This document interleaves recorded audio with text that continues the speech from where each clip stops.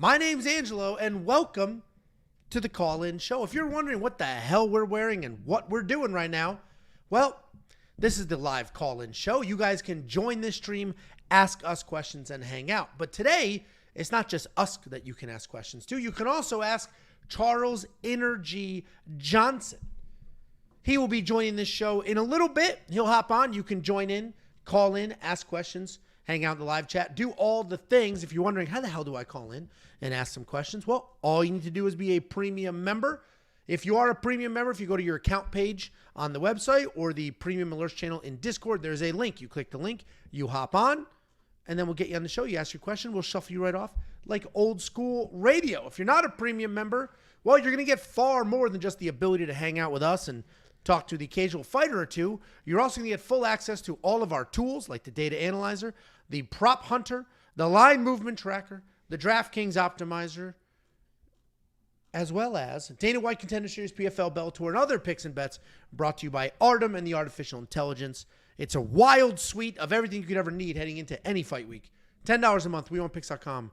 Click Become a Member. And I would be remiss if I didn't say that this call-in show and all the other call-in shows are brought to you by Young LA.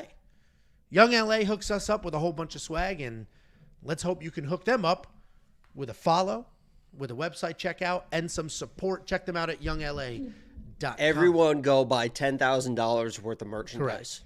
Correct. Yes. Jakey boy, you excited to talk to Charlie? I don't know if Charlie is the. I'm going to ask. I'll ask. He might like Charlie. Yeah, he might like it. Chuck? I like Charlie Arnold, the roving reporter for the UFC. Former Fox 59 sports correspondent in local Indianapolis.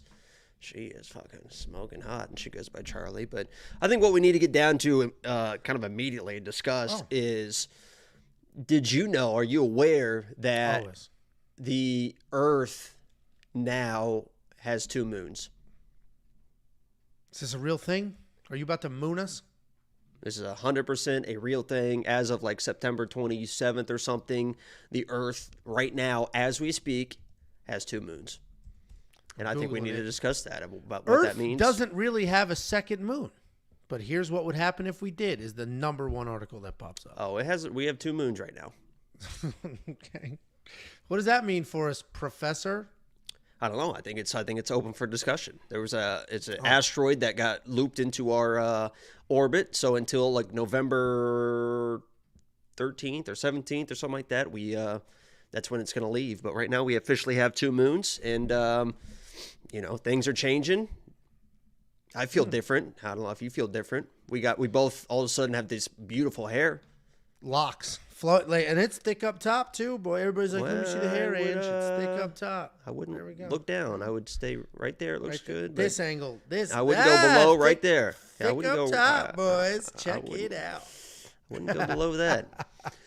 Two moons. If you are wondering what the hell this is for, Charles Johnson is a part of the Skullet Gang. Shaved head, mullet in the back. And these are Skullet Gang headbands, or whatever you want to call it. Full... We were blooded into that gang. It was quite the initiation, but we made it in, and we're part of the gang. Also, I forget what. Yeah. Go ahead. I forget what the website was for the merch, but it's in that vlog where I got it for you. We got to look it up. He'll tell us when he hops on. I told him about 10 after. I told him I thought that's fine. Yeah, we got to. I thought your spiel was gonna be a little bit longer than that. It would be a longer spiel, but I forgot to upload a newer version of this deck. So this is the UFC Paris deck. But I mean, here's the spiel. Picks, we bets, can talk about the address, listen, I know a lot of people are on BSD, and people are going to be parlaying BSD. But I got to be, I would be careful with that. I just feel like Moicano, if he gets taken down early, it's a problem, And I actually did pick Moicano, so.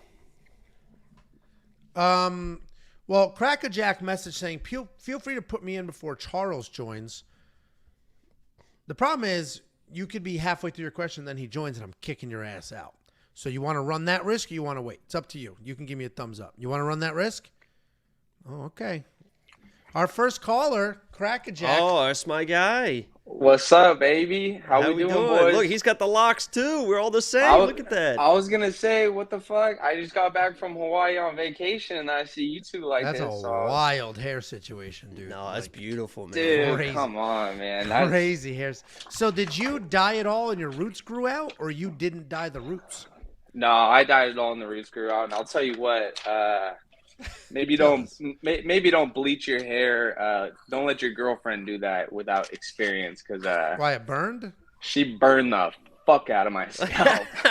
Really, dude? We would bleach our hair every year for wrestling states. I never. I used to do it in baseball too, so I don't know if the mixture was wrong or what, but I said let's go for it, and it came out. I mean, there's one word when you look at this. It's stallion. Yeah. You know what I'm saying? Yeah. Beautiful, Stallion. man. I saw the pictures because I've seen all your pictures in Hawaii and stuff. I'm like, who is that?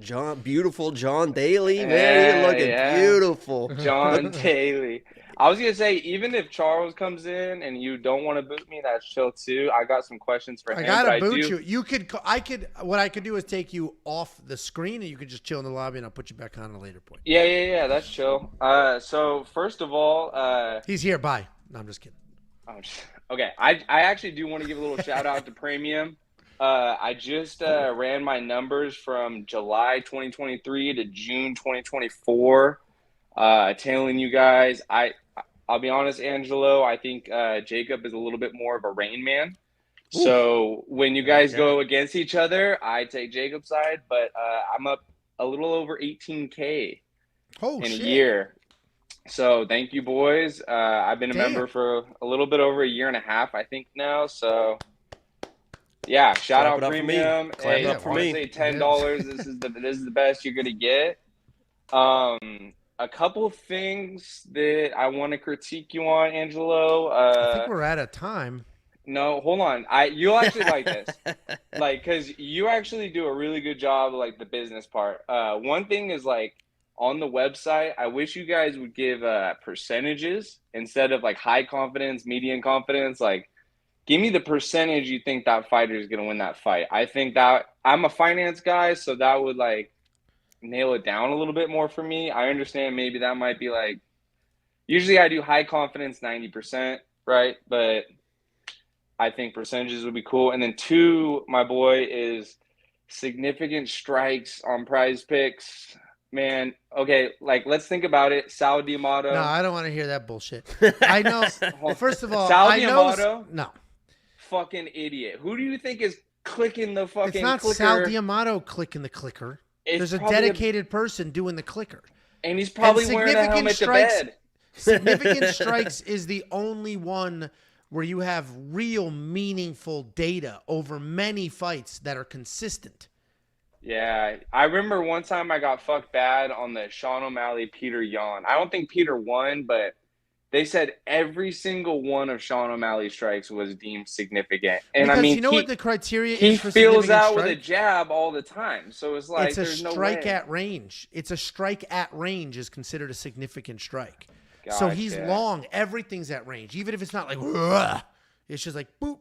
It's at range. Yeah, man. I feel like we gotten burned, but maybe that's just a little recency bias. We've gotten burned. We kill it. We kill it for the most part.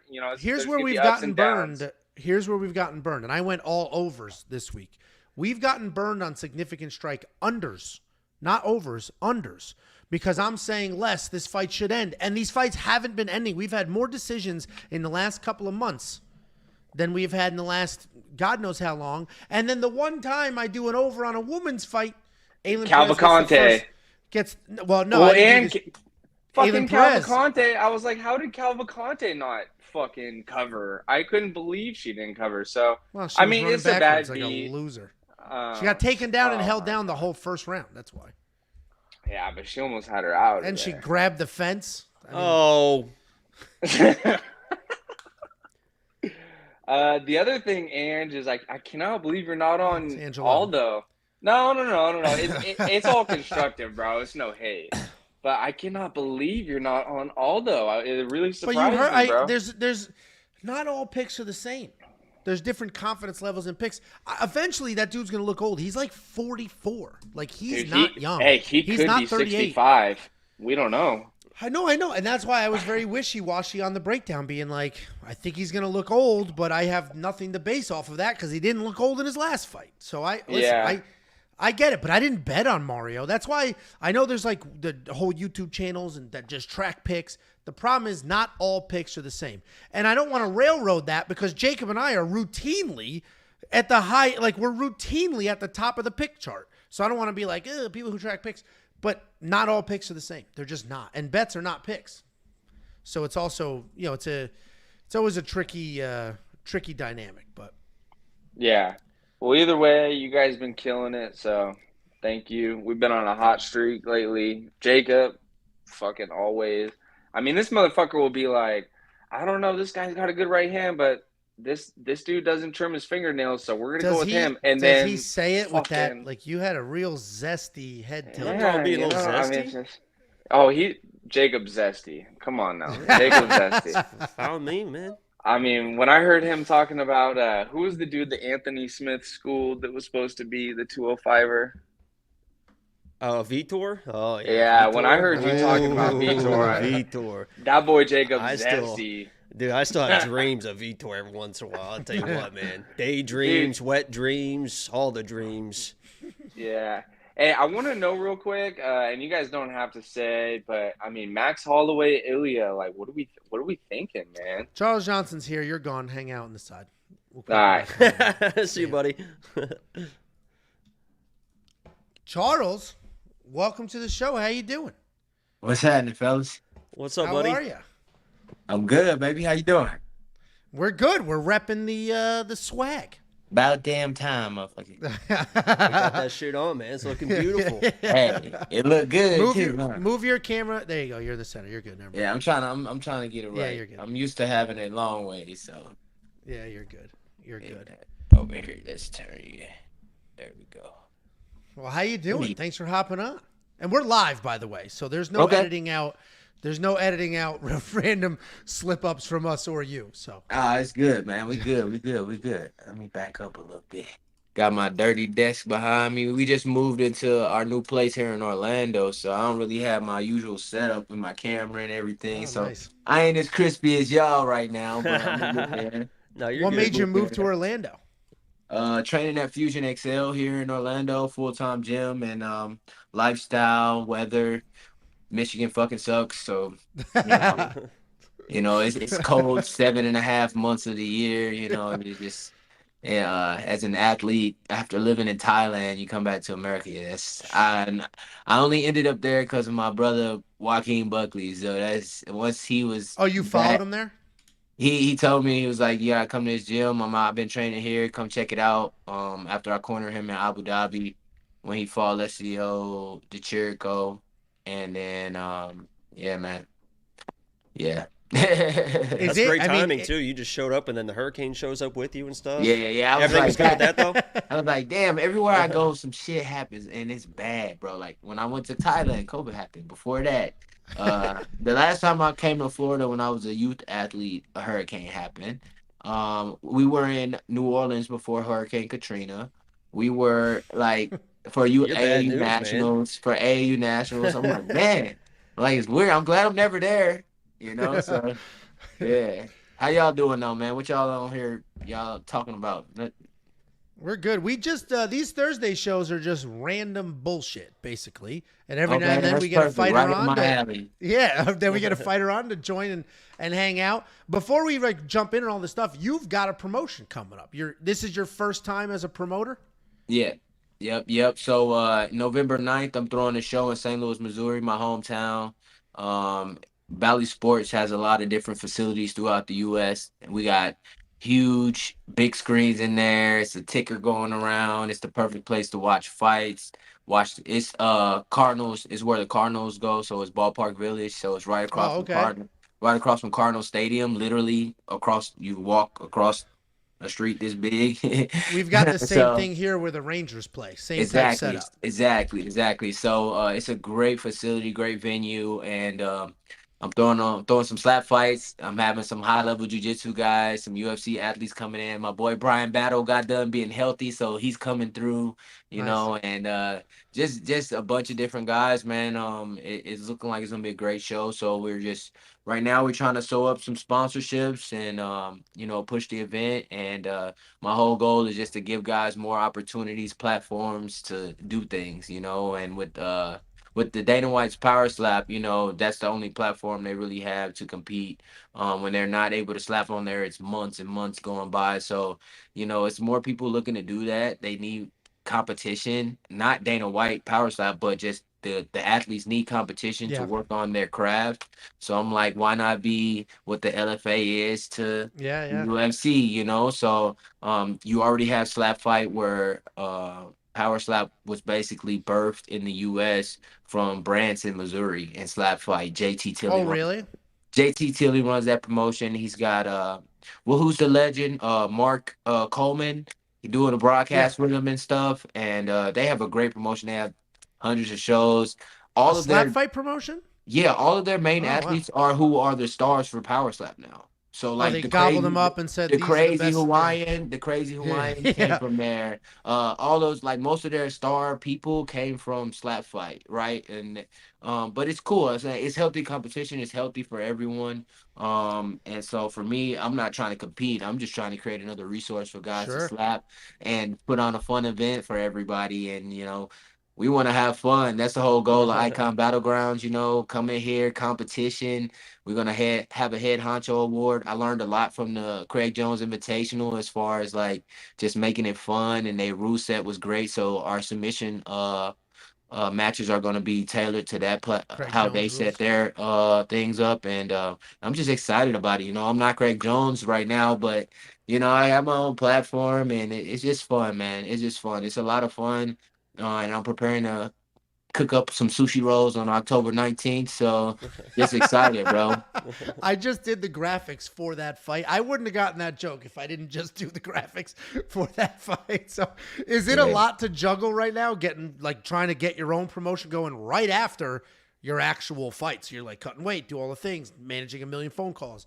Is it? Do you Yeah, like the man. chaos, or is it just like, oh man, I need help? Yeah, I thrive in the chaos. It's a lot though. I'm trying to work on delegating, as an athlete in the UFC and a mixed martial arts. Our professional career is different than the NFL, NBA, MLB, big sports. They have everything at their fingertips, resource wise. Us, we have to create it. We have to learn how to be entrepreneurs in our own brands. So, throughout my journey as a mixed martial artist, kind of taught me how to handle juggling many things at once. And so I'm a graphic designer by trade. I started that in high school. Ah, And I like art. I'm into anime. I'm into fun shit. I'm like Craig Jones, but people just ain't seen me yet. So it's like Craig Jones is different. He got his own fun. He found his niche, of weirdness, and people love it. So I'm just a goofy motherfucker like that. So for me, having multiple things to do, I love. If you watched my career before I got in the UFC, I was memeing shit. When I got in the UFC, I was memeing fighters, making fun of myself, making fun of my opponents. It's all fun at the end of the day. I respect all my opponents after the match. I shake their hands, give them a little pep talk in their ear, and go about it my day. But beforehand, it's like, what's up? Like let's get it. So for me, juggling many things is just a part of what I do, bro. I love it. You do a great job of that, because I think there's it's crazy when you're in the fight game like this, where self promotion is like it's got to be like a high percentage of how you're going to make money and how you're going to get bigger fights. And these fighters will just kind of sit on their hands and not really do anything between fights. And I love seeing stuff like that with you when you're going out there and you're on the socials every day and you're doing this and you're doing that and you're promoting this and promoting that. It's the Yeah, only way you're going to long term, it's tough set though, yourself man. up. It's tough. It's learning. You have to learn this process, and I'm still not that great at it. Honestly, I think I fucking suck at it because I got this many followers. I feel because like I'm on this I could, dumbass show on a random Thursday yeah, instead yeah. of on It's just ESPN. Yeah. but it's I we got these platforms, but like I haven't taken advantage of it as much as I can. So I understand what they say, like market yourself. Yeah, but learning how to do that, it's an art to it. Learning that people don't really give a fuck about what you have to say. It's more so about interactions. It's more so about pushing other people and giving free information. So like once I start learning that, now I'm trying to figure out like what's gonna be my niche for talking to these people and my platform, Right. because I'm fun. I know I'm fun, but Yeah, I don't want to fucking listen to myself all day, right? So yeah. you gotta learn how to deliver information quickly and like fun, you know. So like I don't really know what that looks like, and I don't have a quality cameraman with me every day. So I'm just trying to make a little bit more money so I can get to that shit and not have to do so much. I can delegate it and have more time on my hands to just do fun shit, you know. Well, your merch is sick. I mean, we're wearing these, but like Yeah, everything else on there. So you designed everything on there. yeah, yeah. What is the website again? I'm gonna pull it up. Dokugami. So like Doku Gami, Gami, like origami, Dokugami. There it is. Yeah, all that stuff is dope for sure. And Yeah, it's real nice. Oh yeah, that's the OctagonSelects.shop. Instagram. That's the Instagram, but it takes you to the website. Yeah, OctagonSelects.com or When did .shop. you get Yeah. When did you get into the anime scene and stuff? Is that like a childhood thing that carried over, or you picked that up I late? mean, I grew up on WB11, Channel 9. I didn't have cable. I didn't get to watch like SpongeBob, Hey Arnold, and shit like that. So I didn't really watch that shit a lot. I A was lot of more Pinky in of the Brain. yeah. I mean, yeah, you got that from time to time, right? But I was more like an Animaniacs, Hey Arthur, Yu-Gi-Oh, Pokemon motherfucker, right? So Yeah. I had all the cards. I had all the Yu-Gi-Oh cards, all the Pokemon cards, you know, that was my era growing up. Jackie Chan show, you know, shit like that. And then you know, as I got older, now I'm starting to like pour back into watching anime, got Crunchyroll and shit. So right now, the big one that I'm all the way caught up on is One Piece. Like that's my shit. Like I watched all that shit for the last 2 years. Finally got to caught up with the show. It's like over 1,600 episodes, right? So before Woo. that, it was Naruto. Before that, it was, you know, childhood stuff. So like I'm just learning about it, but it's fun, man. We always been into Dragon Ball shit growing up, things like that. So all that shit is a part of black culture in a way, you know, and just boyhood culture too, you know, but black culture really likes Dragon Ball and it grew up on Dragon Ball too, you know. So like I kind of know all the way up to like the Cell and Majin Buu sagas, and then I stopped watching. God, So yeah, it's yeah. people that love it will really throw themselves into it, and I mean, everyone always. It seems like everyone that loves the anime stuff, then they get the tattoos and everything. And Yeah, I was a big that's Pokemon. me. Like I got Yu-Gi-Oh tattoo. I got Harry Potter tattoo. Ooh, Harry Potter. I'm a Yeah, big Harry Potter my fan. my Egyptian back piece is based off a character in Yu-Gi-Oh too, but it's the Egyptian weighing of the heart scripture hieroglyphic, and which is like when you pass away back in Egyptian times, they would weigh your heart, and if they say like Anubis will weigh your heart, and if your heart tip the scale this way, either you will be lost forever or you'll actually go somewhere, right? And so that's what the scripture actually is on my back, but in the cartoon, I don't know what the scripture was. I don't remember what it was. It's Yu-Gi-Oh hieroglyphics, right? But that's what mine is. So it actually means something. So like yeah, it's fun, man. That's awesome. Love it. Yeah, yeah, yeah. We do have well, first of all, I'm looking at your stuff again because we went through, we scooped these up. Do you make stuff for other people? I want to. So like I got a website called energytv.com, and there I'm working on like I've been working with my guy on building out like brand Yeah. development. I want to start getting into brand identity for all athletes and gyms, and just giving out like making like rash guards, shorts, t-shirts, things for gyms, etc.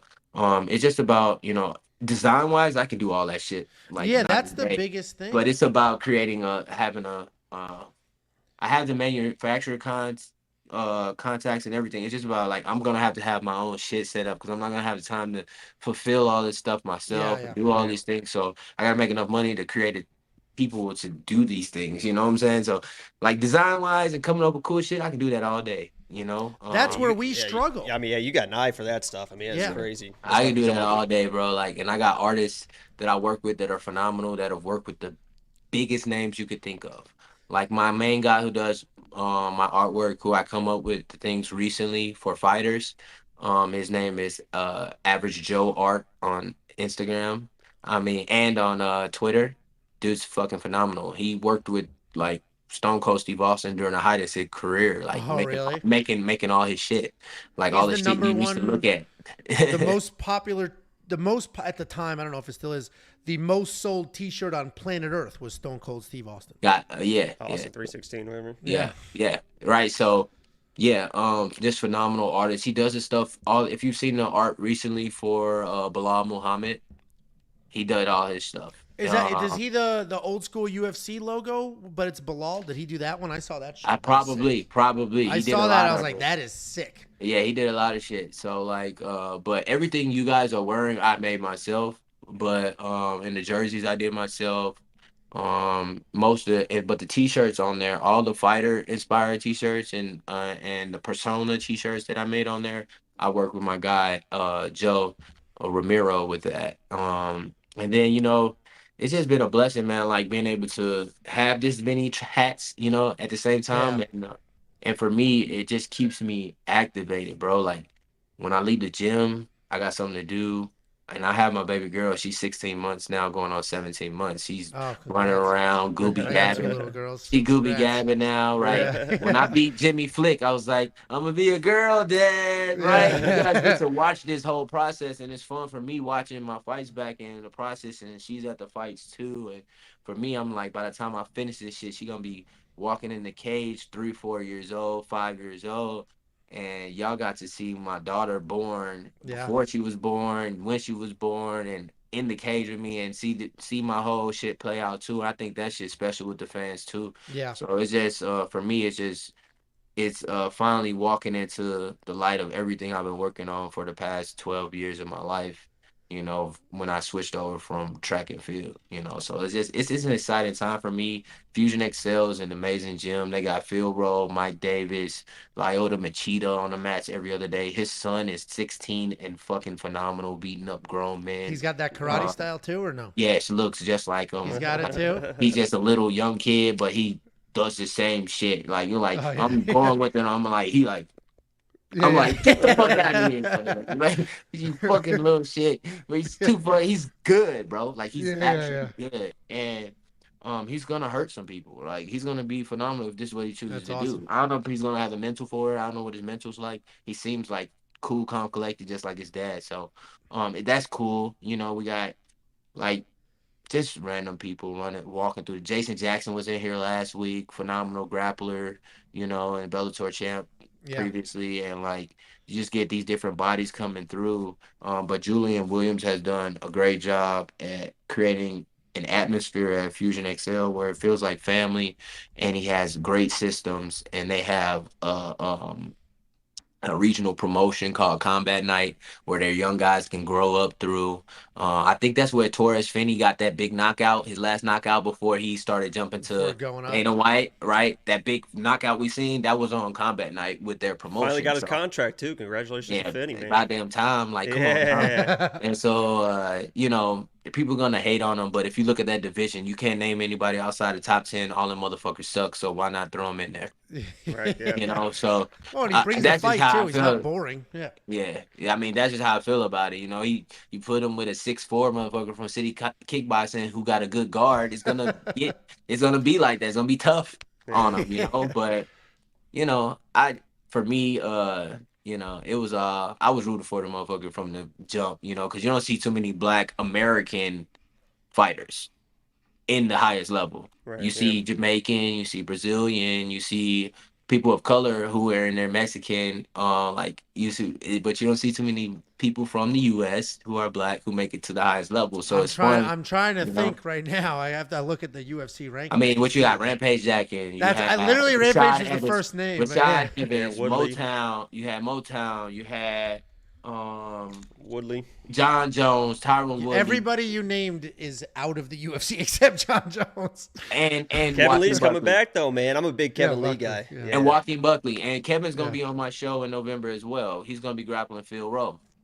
So Kevin's real a Oh, road. Philly nasty Fresh, man. Philly Yeah. Fresh is my dude. I love Philly Fresh, That's baby. that's Brody, you know. So I'm here in Orlando with him, you know. We're gonna be linking up doing some crazy shit. He always clean. So I mean, it just feels like family out here. And don't get it twisted. My family at Murcielago MMA in Michigan, they always my family. My head coach there is still gonna be in my corner. My strength and conditioning coach still gonna be in my corner. They're my guys, that's my team. They you know, my head coach in Michigan, like man, the first fight I had him in the LFA. First fight back from COVID times, and I came back and I was having my first fight with LFA. Our flight got delayed. We got pushed to Chicago. Had to catch a flight to get to the where we was actually fighting at. We didn't get to the LFA weigh-ins till after the weigh-ins, like 8 p.m. I had to cut weight in a trash bag overnight in Chicago on some random shit, yeah. and he thugged it out with me. You know what I'm saying? Like I'm gonna forever respect that man. Like he was there when it was dark. You know what I'm saying? So, and he always told me, "You're a world champion, Charles. You just be Charles. You're gonna be a world champion." So he gonna forever be in my corner, Coach Joaquin Rodriguez, and man, it's. I got Julian Williams. That dude is just a technical assassin, black belt. I got this girl right here every Oh, day every day charging me up, you know what I'm saying? So it's just an exciting time, bro. Like it's my wife cooks all my meals, home cooked meals. She's phenomenal. Did Anything she have to I learn how to ask. cook like Now no she grew up salt in clean or she like grew up in a Thai kitchen. So I season everything with chili and lime. yeah. You don't need a I'm ton of salt good. or anything like that. I Yeah, don't, yeah, I yeah. mean, yeah, she seasons things. She seasons things, but I don't have to cut out salt until like 10 days out, 10 days. or I mean like 6 days out ish, something like that. So Yeah, that's not bad then. not too bad. yeah, so it's really neat up that you cut out the salt. I'm still good eating meals all the way up until about 4 or 5 days out from the fight. So And if you're everything's looking good. for you're talking about your corner man. If you're looking for another corner man, Charles, I'm gonna be there October 19th, front row at the Apex. And if you're looking for a guy to sneak in there and give you some motivation, all I ask, probably I'm thinking about from what I bring to the table, I'm thinking I'm going to need about 75-80% of the purse. Nothing too crazy, but I promise you're going to be motivated as ever, man. But I am going to be front row of that fight. I I'm can't gonna wait, hear you man. though. I'm gonna hear you. I hear everything in that motherfucker. Oh, I've been stuck you're in gonna, the arena you're too gonna though. hear Like me, I hear dude. people in the arena. Like when I finish fights and I talk to people, I'm like, bro, was that you just said so? I thought I heard you. He's like, you heard me. I was like, yeah, bro, I heard you, bro. Oh, you're gonna hear me. Yeah, I was laughing. Yeah. I've been to the Apex in the spring. Was the first time I went, and I couldn't believe everyone else is so quiet. When I watch fights, I'm like, I'm yelling at the fighter, so I just act the Yeah, same and way, my front cousin's row. it's gonna be his first time watching me as a professional in the UFC. He saw my fights when I was fighting in the bar and the little pubs in St. Louis, and there was smoke going on in there and shit. So this is gonna be his first time at the big event, and I know he's gonna be loud as fuck. And then my Brody, he come to all my fights. He gonna be there, so it's gonna be loud, man. I already know, but the Apex fucking sucks, so I just can't wait to be done with the Apex and be in arenas all the time. Yeah, because last time you were there, you put on a show, man. Yeah, I know that the Apex is a product of my activity, so I just gotta suck it up. I would want to fight in the arena every time, so I fought in the arena the last 2 out of 3, so I can't Yeah, there you complain. go. Yeah, I can't complain. I was like, all right, I'm due for an Apex fight. Fuck it.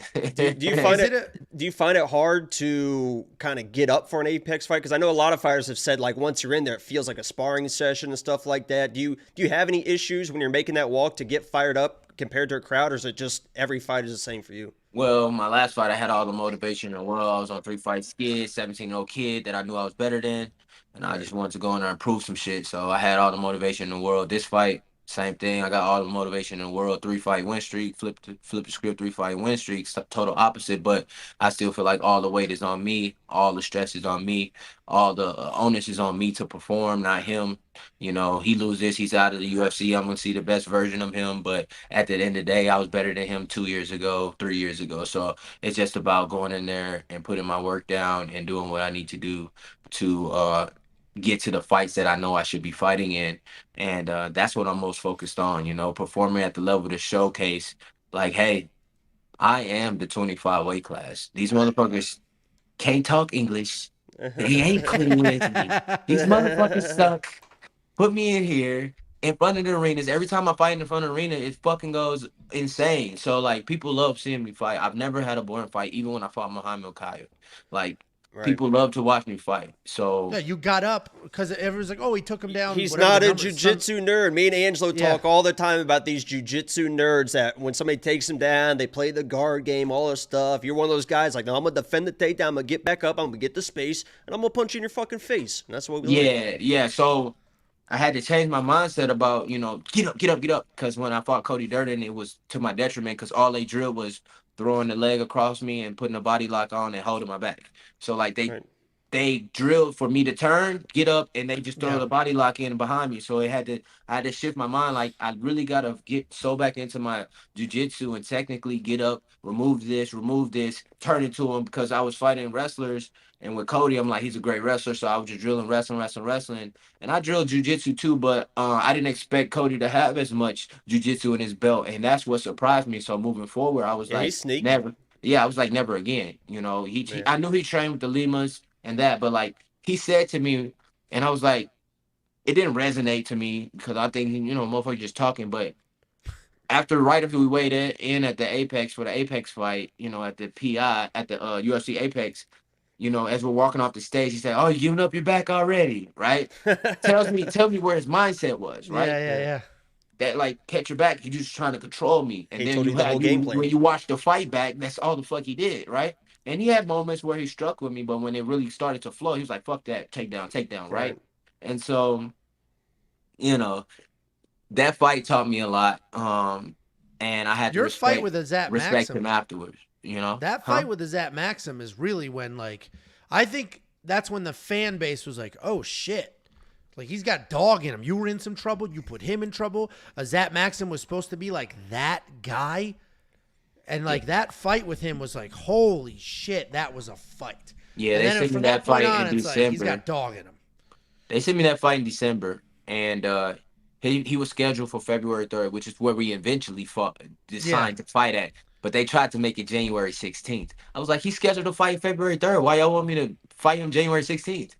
And I tell him, Coach, I was like, Coach, like, what? They already called me short notice. I'm like, what do you mean January 16th? I'm like, the fuck?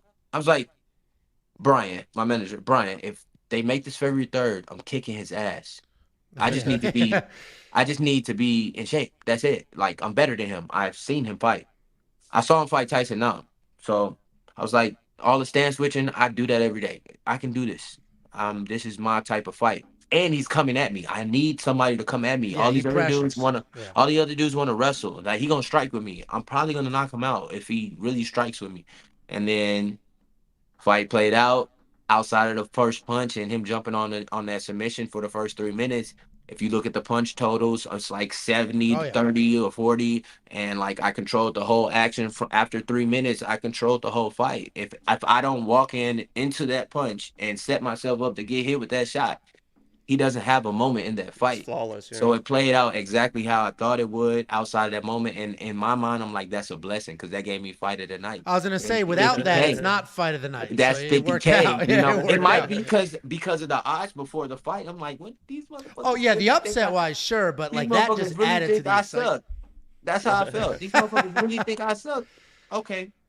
Listen, I picked Azat Maxim to win, but it was never, I think you suck. It was, dude's a nasty wrestler, and like how many wrestlers Not they just better wrestler than throwing Cody. it. Not better wrestler than Makayev. Not better wrestler than Makayev. I fought Ode on 9 days, and that motherfucker turned into a shot machine. Like, I fought him with a sinus infection coming from Thailand, a 16-hour time difference on 9 days' notice. He lives and trains in Vegas and gassed out with a 5-minute fake nut shot. And I tried to warn Joshua Van too. I told him he needed to be shooting some takedowns, man. I told him if he's striking with Charles Johnson, it's gonna be trouble. You better shoot some fucking takedowns. He did not. He paid the price. I watched all those interviews back, and I watched those and used them bitches as fuel for that. I'm like, everybody in this motherfucker talking about he gonna put hands on me. Have y'all not seen the people he's fought and who I fought? Do y'all not see? Do y'all not see that I move when I fight, Agreed. and these guys are standing Yeah. still getting hit? Non-stop pressure. Yeah, no, your striking was never in question with any of those matchups. So that's why when it was Josh Van, I was like, man, he's young and he's good. He's a prospect, but experience is going to matter in this His fight. ego, That's what it was. his ego was Yeah. gonna get in the way, and his coach's ego was gonna get in the way. I can hear what they tell him during the fight. I can Well, he's hear, got I can nothing see for his, you, I stuff can like see him that. You're thinking breaking that, them. You're breaking them. yeah, and I already know these commentators fucking suck, so I already know what they saying. So it's just like in the fight, I'm just like, literally, if you guys watch that fight back, this is what makes it really fucking cool because all I did, y'all know I had 11 days for that fight. I was like, what's a fight? I started picking my brain. What's a fight that emulates our styles? What's a fight? What's a fight? What's a fight? What's a fight? I like Corey Sandhagen. Who has he fought like this? Let me think. Because I move like him a little bit. Let me think. Song Yadong. Without the Oh wrestling. yeah, Yeah, that makes sense. sure. Okay. I watched that fight 20 times. And he broke him just like you broke Josh I Van. watched that fight 20 times.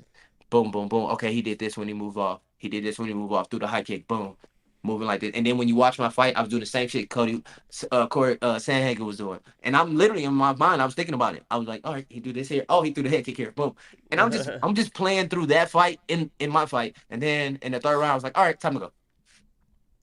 Boom. Dude, the third round. You might ruin that poor kid's Yeah. career. Hopefully he bounces back from that he KO. just, I but- mean, they blessed him. They He did bounce back. They are pushing him, right? So they Right. blessed him with the UFC Noche. He took it, and he was having a horrendous first round, and then he came back and He won put that it together, fight. yeah. Right, yeah. You know, the other guy, I don't know how you gas out with 3 months time to prep, and you fighting on your fucking independence, whatever the fuck day. You did not Charez? show up for your Charez, people, yeah. Edgar.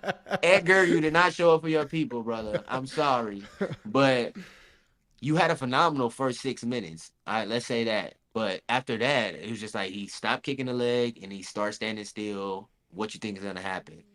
Right. It's yeah. crazy. Cardio is the one thing. Like, listen, everybody's got different God-given talent. Some people have a great chin. Some people have all the talent, no chin whatsoever. You can't do anything about that. Some people naturally hit hard. Cardio is the only thing that you yourself can actually work on and improve, and you don't need any natural gift to get phenomenal cardio.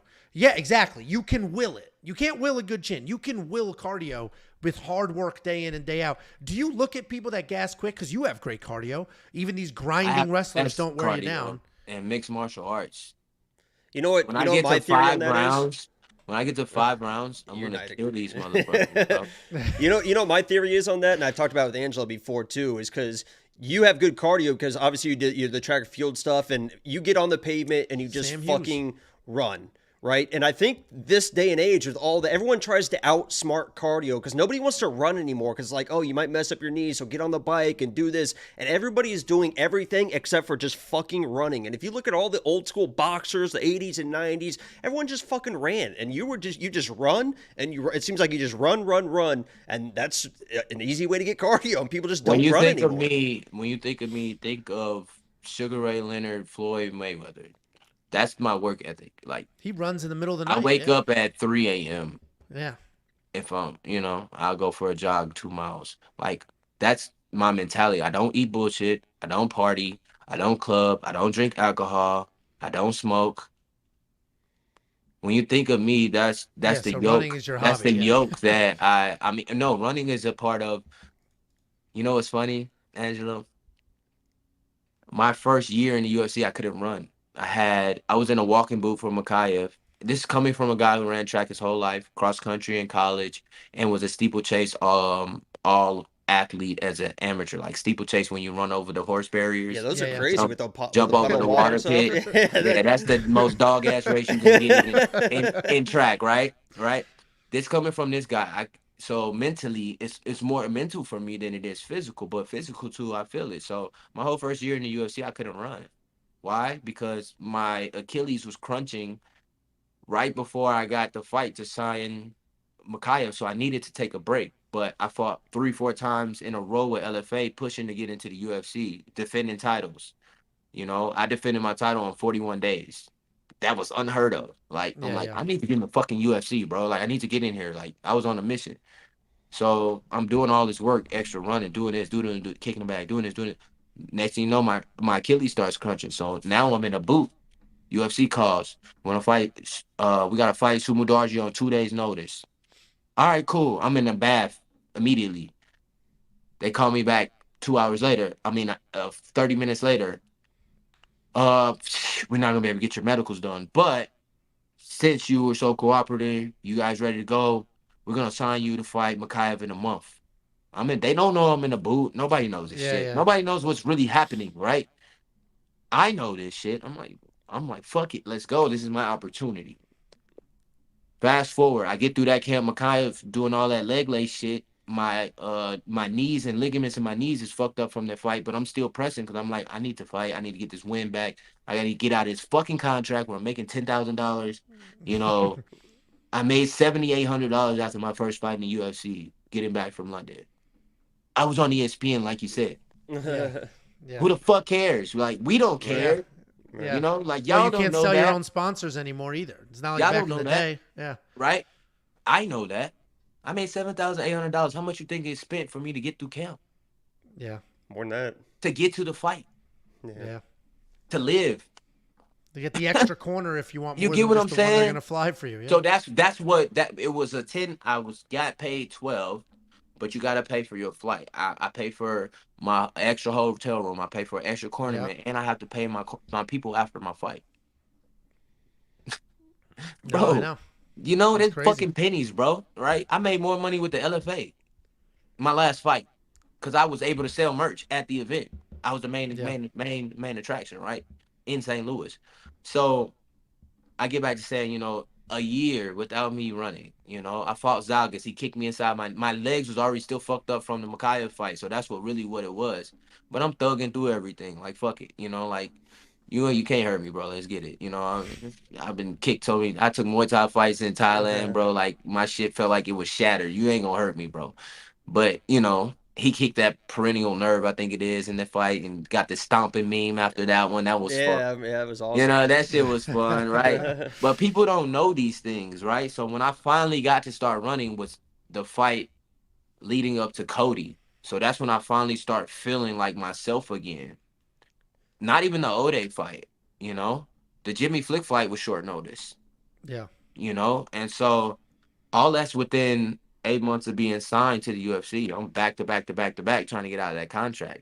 So it wasn't until when I fought Cody, and then when I had to take 7 months off when I had my baby girl, you know, after I fought Cody, and then I fought all the way in October. I fought Estevan, bitch ass, who fights once a year. I was running, so I felt phenomenal. I was like, I'm gonna beat the shit out of this motherfucker. So you saw it in the third round. And if I don't lose those positions in the second round and give up he was a black belt in judo, and he tossed me a couple times because I was just too comfortable in positions. If I don't give up that second round, I do what I did in the third, I win that fight.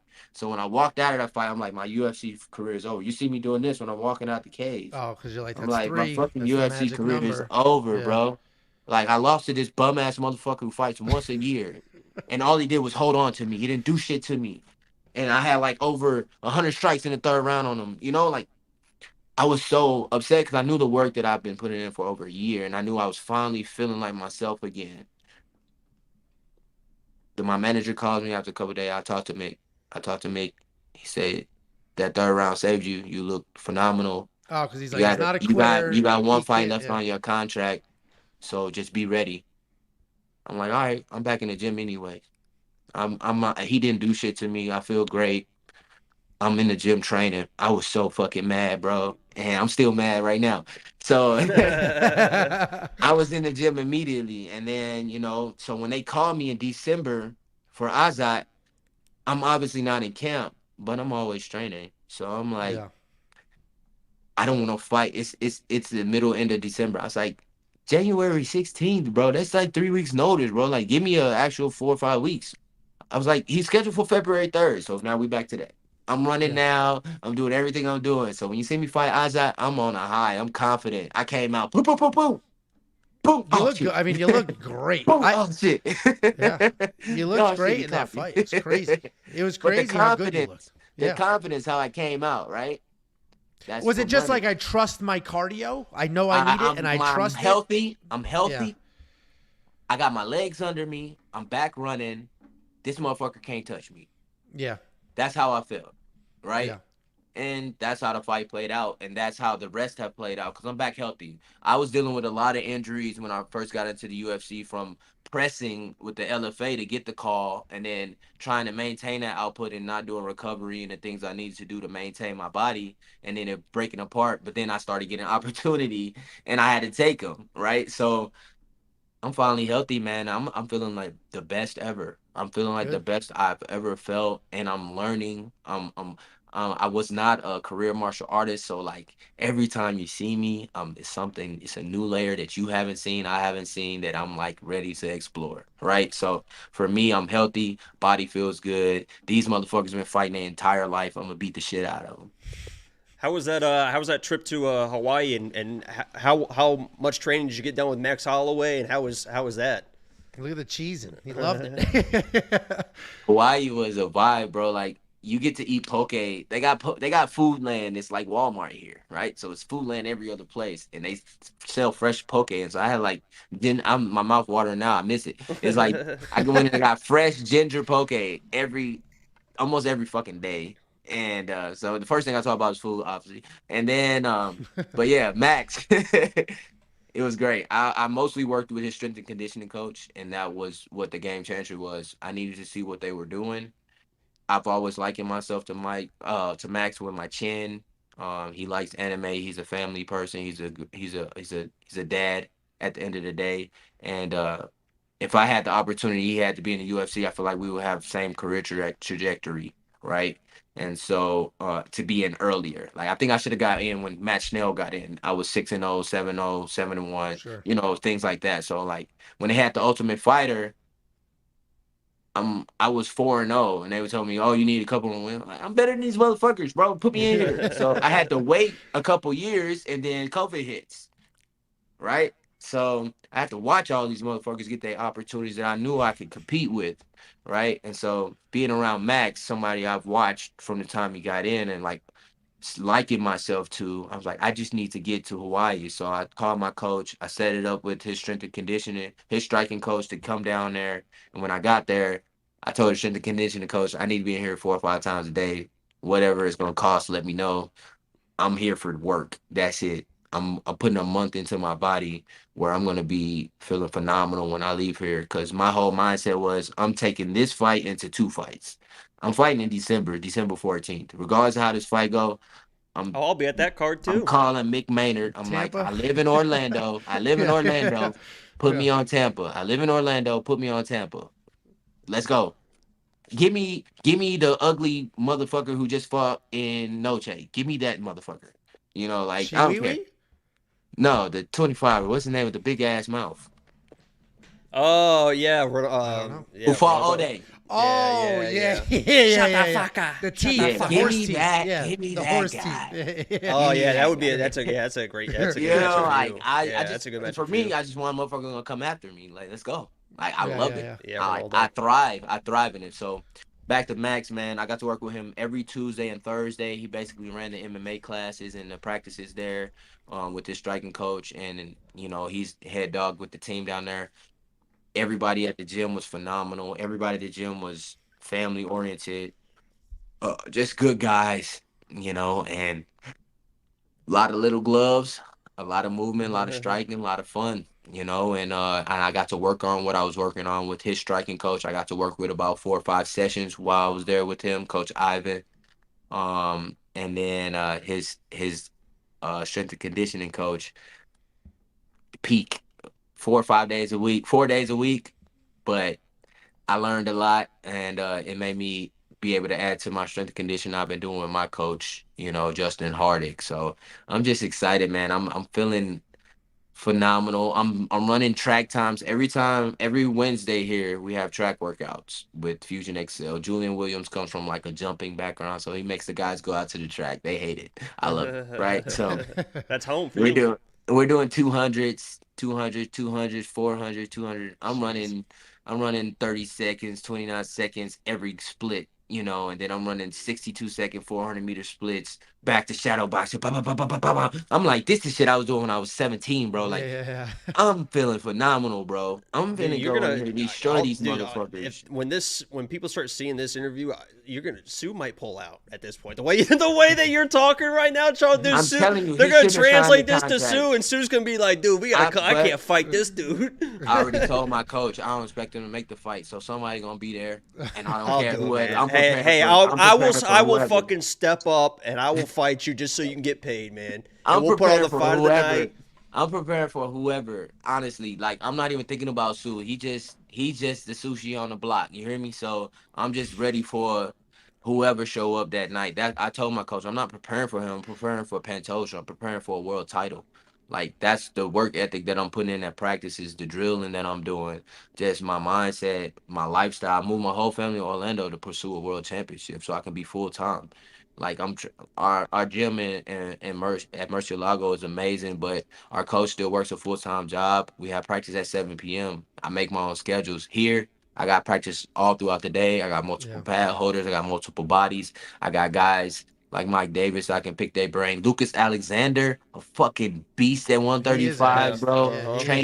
Training with me all camp, bro. I'm gonna kill this motherfucker, bro. I know it. He might have 5 good minutes, bro. When he slows his feet, it's over with, bro. And I just cannot wait, man. I cannot wait. Man, I'm gonna Yeah, it sounds like you're I'm gonna doing- jump the fucking cage now. Jesus Christ, man. I'm gonna be in there Y'all don't with you. understand my whole like, bro. I had to love it. hold so much in. I got so much chip on my shoulder from how they talking about me. My path I've had to take to get to where I am right now. Looking at other guys' paths, I'm just like, I'm the American here, bro. I'm the one y'all should be pushing. These motherfuckers don't know how to talk. They don't know how to promote themselves. UFC, let's go. What's up? I think the best part is that people still don't really know how good you are. They saw the flash with Joshua Van fighting stuff like that, and you've on a 3-fight winning streak. But like you said, you're still not even really peaking to where you can really show off. So every time you fight, everyone's gonna be like, "Oh man, I didn't," and you could be there being like, "I try to fucking tell you guys, man." Josh is great, but ain't it funny how all these guys you're saying are great? I make them look normal. Right. What did that say about me? Jake Hallie's great. He went up to 135, beat a 35 blockhead motherfucker. Right. Like I made him look normal. Like I dropped him. Like he never had a moment against me. Azai had one moment that I gave him. Josh had you no turned Jake moments. into a hugger real quick. I mean, real fucking quick. He was just trying to hug on and you. if you watch all of his training leading up, he was lifting a lot of fucking weights, and he didn't body me. Right. So what? Yeah. You know what I'm Yeah, saying? he's Like trying he to be didn't big bully and me, couldn't. and it says a lot about him being able to go up to 35 so easy. It take guys months to go to the next weight class. He went to 35 because the motherfucker's yoked, bro. He's big. Yeah. And so like, I'm like, all right, you know, they say I'm a weight bully. I walk around 142 to 145, bro. And I cut weight on 9 days notice. Y'all can't say shit about me. You don't strike me as a weight bully. You don't even Nah, fight like a Just weight because bully. you're just because you're taller. You're I guess, mobile. Yeah, you don't fight Because like a I'm weight bully at tall, all. they say I'm a weight bully. The Joshua Van, he doesn't fit. He's fighting all these big guys, MMA guru, bitch ass. Like what the fuck you talking about, bro? I cut weight on 9 days. Guess what? On fight day, they weigh us. Guess how much he weighed? Guess how much I weigh? Same exactly. fucking thing. Well, and even if you were enormous, you don't fight like a weight bully, so who gives a shit? 8 out of the 9 opponents that I fought, they tell us our fight weight days. Those dudes weighed more than me the day of the fight. On fight day? Yeah. Like the fuck they talking about, bro? Like you know what I'm saying? Like Makayev is not a little dude. All these dudes I fought is not little. Fucking Esteban missed weight. Yeah. Ode has fought at 35. And we fought that at a catch weight. But I still don't get man. what a weight bully is like. Hold you against the Yeah, you cage, just lay on grab 'em, top, throw be 'em heavy. down, Like lay you don't on stay 'em. in one place for more than a second. They Like, saying where the I hell's cut a the lot weight of weight bully? to be cut a lot of weight to be a 25 or be bigger than everybody. But I'm like, bro, I'm just tall, man. All these motherfuckers is just as big or bigger than me. Yeah. You know what I'm saying? No, that Like, doesn't make any sense. it don't matter though, really. Fuck Yeah. them. It don't matter. Like my whole mantra is be undeniable, baby. So that's where we at, you know.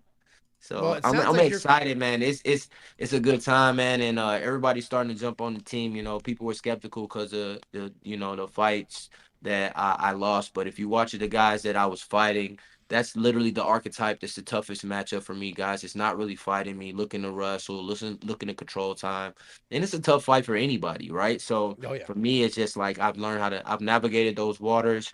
I got to really focus on my wrestling for 2 years and grappling. So from now on, it's offensive, and I get to fight guys who are gonna come after me, and I'm not Angela Hill, but I love her active activity. I'm not Max Holloway. I love his activity. Those are the type of fights I'm gonna put on when you have guys coming after me. So this fight, Sumudarji has no chance but to be actively coming after me to be successful, which is gonna make me successful. He doesn't have wrestling. He doesn't have jujitsu. He changed it alpha male, but the motherfucker's not a wrestler. Like I was an all Yeah, state didn't get it wrestler. yet. What I was in high school, he's still not equivalent to. What I was as a sophomore in high school, he's still not equivalent to, right? As a wrestler.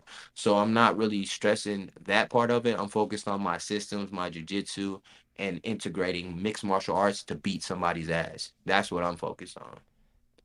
Yeah, I mean, it sounds like you're controlling everything you can control, and it's obviously working for you. 3 wins in a row, probably 4 in the next couple of weeks, and all of a sudden, this very different conversation than people were having in 2023. And it's like, Yeah. I don't even want to call it a glow up because you have done well before, and LFA Yeah. very well. But 2023 it's sucked, like, bro. whoa, It ate me up. 2023 definitely ate me up because I was dealing with a lot of adversity, but I'm not one to like, oh, this hurt, that. Like, I fought Jimmy Flick with a fucked up hand, and then I fought yeah, O'Day with that same fucked up hand. That's why I was elbowing him and splitting them open yeah, because I couldn't punch with my right hand. Like, it's so much shit that people don't know sure. that goes into these fights that we're dealing with on top of money, on top of lifestyle, on top of I got to take a short notice fight just to, take care of Oh, whatever and I then need if to you take care of. mention it, if you lose and then you bring it up, you're a bitch with excuses. Is the first You're thing like, out you of just everybody's making mouth. excuses. So Yeah, for you me, can't it's say just anything. like, Yeah, cool. Just when it happens, it's cool, man. As long as my manager and he knew what it was when I got here. Before I got here, I told him, tell Mick every time he calls, it's gonna be a yes. yeah. I mean, and the UFC loves that. So, Every time he calls, it's yeah, gonna be a yes. So I sure. created this, but it bit me in the ass when I'm hurt and I'm still trying to fight, right? Because I ain't gonna say no. Um, And so like it taught me like be on top of your recovery. And I had to grow as a professional. It taught me how to be on top of my recovery, really detail everything that I was doing, create my systems, have the flow of my day, communicate with my team, make sure that I'm really doing everything instead of trying to do too much and then be Yeah, hurt.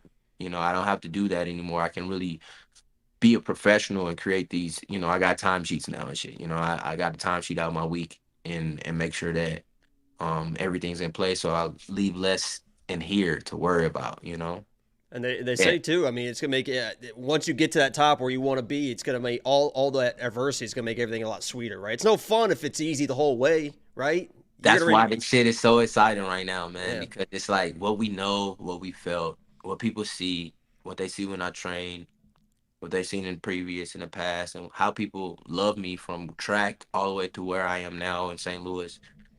It's just like we know he can be a world champion. We know he's a world champion. Like CJ, like you the best, man. You the GOAT, bro. And it's just like for me, I had to see that for myself, that confidence, and build that up in myself. And Thailand did that for me a lot. And then now going through this last year to flipping the script to now, yeah, I'm so confident. I was confident. I've always been uber belief in myself, where like I'm not worried about anybody. But now, like, the confidence is like oozing because I'm starting to understand these 3 rounds, understand the business of the UFC, understand they don't give a fuck about us, but I'm a product and I can be whatever product I want. Am I going to be Mr. Clean? Am I going to be this off brand product? Or am I going to be, you know what I'm saying? Like, what the fuck yeah, I'm going to be in this bitch, right? So, once you understand that, you can start manipulating the matrix. I can be Neo in this bitch now. So like that's how I'm feeling. I'm like, I'm gonna set the code how I want to. And like I said, I trained for that month in Hawaii to prepare to turn this fight into 2. In my mind, it's 2. Sumudarji's first.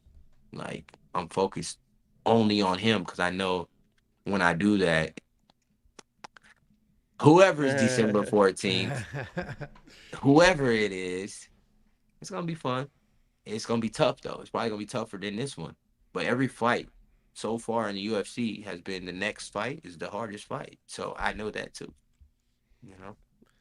Yeah, you're definitely on a nice path, and that would be awesome if things go well or the way they're supposed to go October 19th, and then you fight close to home in an arena again, cap off the year. That's the last event of the entire year. So and I saw crazy. I saw you tweet how many times you fought, because everybody's making a big deal about Kevin Holland and Alex Pereira, and the number you tweeted, I was like, wait, give that's me more. my flowers, bro. Do y'all realize the stat they're putting up for 3 years for them? I've done in 2. So what's the difference? Because they've been in the UFC that whole time? They got 10 fights. I got 9 fights. But on October 19th, it's going to be 10 fights in 2 years to their 3 years. I don't know why. I saw when you look said at the that, timeline from when I was in LFA to now, which is the 3 years, I'm on 13 fights. Yeah. It's not close. I'm the most active mixed martial artist in the world.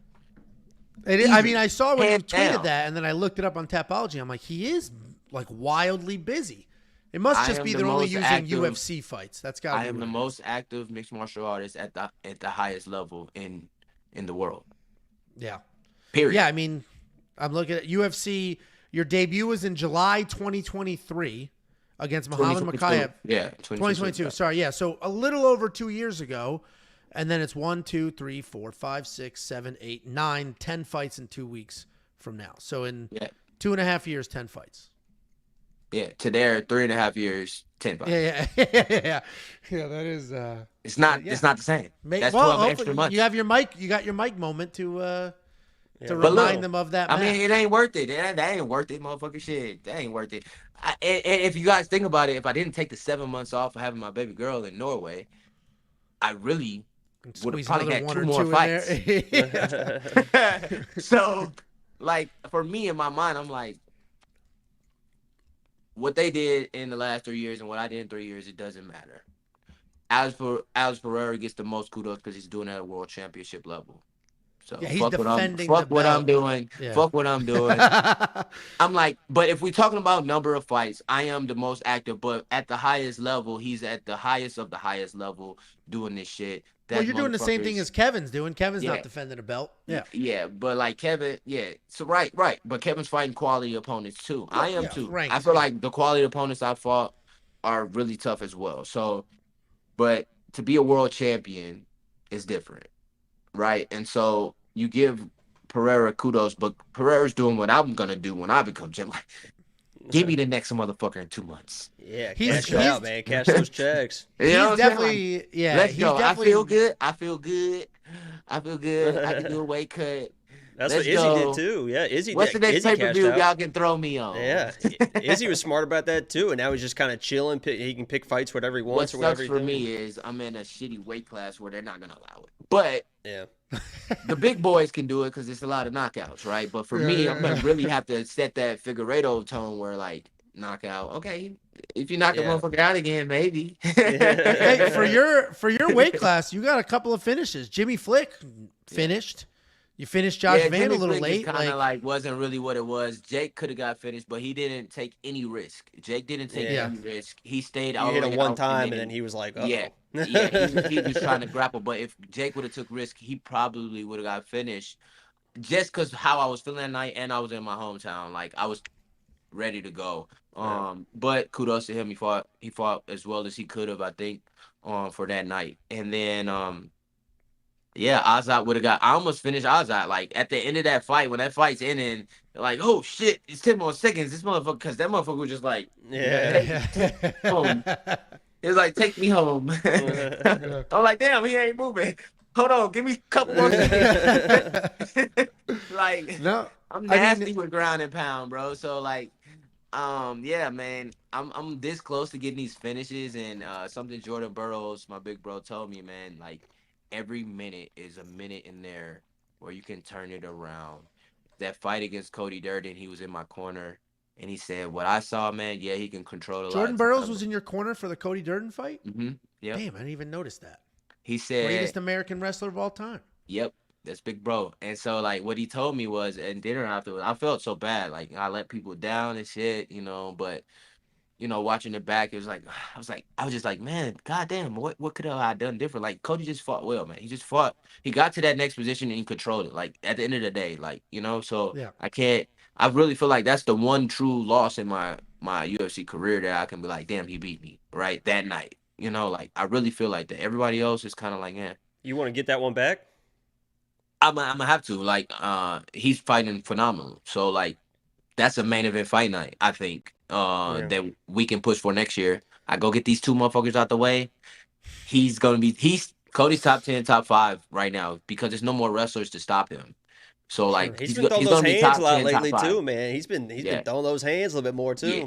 As long as that motherfucker don't. I said for like a while. Cody is the best 7-minute fighter at flyweight. Like 7 minutes is hell with him. After that, he finds ways to lose fights all the time. That Bruno fight, yeah. If he can figure that part out, he'll be a world champion. But I don't know what he looks like after 2.5, 3 rounds either, because he puts so much into that first 7 minutes. Yeah, he doesn't look the same. That's just my critique from the outside looking in. When he fights me, if he fights me in a main event fight night and it's a 5-round fight, I know that. I'm gonna give you hell for the first 7 too. Yeah. But after that, it's gonna be similar to the fight we had before. But after that, I know what you had the best fight possible against me the first time. Yeah, no surprises All second the time. chips I felt sway. Yeah. All the chips sway towards me now. So Yeah. I know next time I see him, he's gonna be better. Maybe a little bit. I think he's just better now because he's fighting confidently. Letting his hands go, like you said. But if he's not gonna do that with me, the motherfucker don't want to get hit by me. So Yeah, I think he learned to let the hands go lesson. But he's not gonna do that against me, right? Yeah. So it's gonna be the similar fight, but all the chips sway towards me now because you don't know what I've been doing. Yeah, so it's, and I know what you were. I can see what you did, and I can see what you're doing. I know what you want to do now. I'm not gonna give that to you this time around, right? You're gonna have to take it, and it's gonna be a hard time taking that for 25 minutes, 15, 25 minutes from me. So I definitely want that fight back. I think it's a fucking main event fight night. Cody, you fucking balling right now? Let's fucking go. And I'm gonna show you what it is this time around, motherfucker. Let's go. Turden. Let's go. You know what I'm saying? I like Cody, man. He's a funny guy, yeah. He's American, man. He a little country for me, a little, but I don't got no bad blood with him, I'm just ready to get back to that shit again, I fight this motherfucker 20 times. I don't care. There you go. I love that. Yeah. Yeah. Last thing I'll ask you about, if we just go back to the event you're hosting. So you said you've got slap fighting and some grappling matches. How'd you land on the grappling matches? Were you like, hey, who has a feud? Or were you like, do you want to grapple? Do you want to grapple? Nah, I just hit up the names of people that I knew that was good grapplers and people that fuck with me, because I know it's my first event that I need people that are gonna like kind of invest into the event with me. And that are fun people, like fun personalities. You got Kevin Lee and Phil Rowe. They fun as hell, So like, then I needed a couple people that were like really good in the jiu-jitsu world. So like Haisam Rita, the Giraffe, he trained with like Joaquin Buckley, and like I met him in St. Louis, and so he changed with the B team and Craig Jones team. And so like, bro, can you be on my event? Can we make this work somehow? Like, let's figure it out. I know you get paid. I know you sponsor. You like big name in jiu-jitsu. Can we figure it out? It was like, yeah, bro, whatever you need, I got you. And so like, hopefully that still stands by the time the event runs. He don't run into another event. But yeah, just most of the people, they just like people that rocked with me for a long time. And it was like, oh, you're running it? Oh yeah, count me in. Yeah, that's kind of like how a lot of those jiu-jitsu matches came to fruition, right? And yeah, we excited about the jiu-jitsu guys. We got UFC athletes, Dana White contender athletes, the Ultimate Fighter athletes, fucking ADCC, IBJJF athletes. Are you looking for kind of a out of shape heavyweight? Because I got a guy next to me right now that I think would be willing to grapple. Angelo's a grappler. Angelo's a wrestler. Actually, the rest of my whole life, I'll get after it. Actually, Popeye, we got pillow fight. I'm not doing pillow fight. There I you will go. grapple somebody. I'm not doing a pillow fight. Have you seen Pillow Fight Championship on YouTube? I've seen a few clips. They get after it, man. Jacob's they get seen after it with Vaseline and women pillow fights. No, not sure we're talking the about the same boys thing. too. It was this tall Brazilian dude who fought in PFL. He did the pillow fight championship. He fought a regular motherfucker and lost. So like it doesn't like pillow fighting. It has its own rule set. It's different, bro. Like you go and practice it, and you go out there. It's 1 minute rounds. Like it's all go, and it's fun. You know. So that shit's. I'm excited about that. Getting a couple like local restaurants and owners and to like go after each other with that. And then I'm trying to do like this fraternity sorority thing with university athletes to bring in that university crowd to get the fun environment in there. Yeah. But like try to get some frat sorority versus each other. So that's the last thing that's what we're working on now. Get the Greek pillow fight. I think Street Beef's pillow fight. Yeah. boy what? Boy what? They got Is it streaming? Is it streaming anywhere? Right now I just put it on YouTube, you know. If I can find another app, you know, but it's our first event. We want to get content out. Yeah, I mean YouTube is if you got the production piece, it doesn't need to be anywhere other than YouTube. Yeah. Pat McAfee and built my a YouTube, billion-dollar product on YouTube. Yeah, my YouTube Energy TV is monetized, so I'm just gonna stream it through there probably. Well, if anything, if you need any help from us in any way whatsoever, we're happy to help, man. Like we literally Dallas. Oh, that's a terrible city. I agree. What? I'm not a big I Dallas guy. love it here. I'm a Philadelphia Eagles fan, though. Oh well, yeah, fly Eagles, fly. I'm from Indianapolis. So. I'm a Colts fan. Ansel doesn't watch football. He doesn't know. I don't watch so football. So JT, you've had a depressed life, and you said you an Eagles fan. No, I'm from Connecticut, so I was like kind of a Cowboys or a Giants fan, but I'm not a diehard football guy anyway. So okay, I'm not gonna live and die anywhere. Yeah. All right, so y'all want to talk about these fights or what, man? Let's go. Who do you have in? Well, first of all, you can you pick a fight without being biased though? Like I'm asking about Buckley and Wonder Boy. Only one that I'm gonna be biased about is Khalil, because that's Brody. Like we was in Thailand together. Sure, but what about Buckley? You can be unbiased and against Buck, Buckley. yeah, and Buck. Okay, like yeah, I got those two. Well, I'll be honest. I picked against both of those. I'm on Buckley. I think Wonder Boy's finally gonna look old, and I love Wonder Boy. How could you not? But I think he's finally, dude. You can't look young forever. Jose Aldo might have the same. I mean, you can, but like in Wonder Boy style, he will look good. He'll age better than most. And Buckley's troublesome archetype is the exact frame and person of Wonder Boy. But the Buckley now is at 170, and the Buckley now has been grinding with his wrestling and jiu-jitsu, and the Buckley now said he's turning into Buck Mata Madoff in that bitch. So I mean, look what he just did to giant ass Nurzel. I haven't been around for this camp. I don't know what he's been doing. I know he was at B Team for a while. That's one of the best jiu-jitsu schools, academies in the world, Craig Jones' team. And then I know he's been boxing, doing his thing.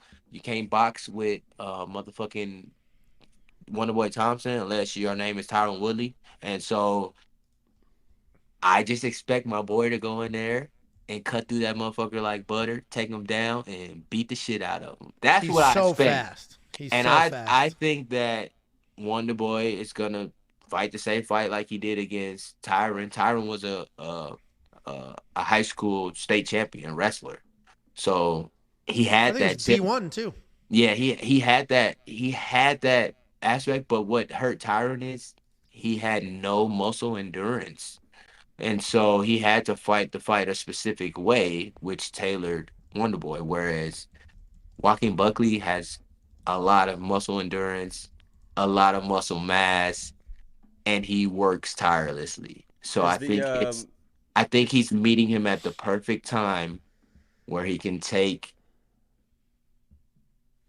what he did his last couple of fights, have a better post-fight interview, get the fans on his side, put Wonder Boy out, and take all of that and spin it to a direction of his career where he can go and be fighting for a world title in a couple fights, because that weight class sucks.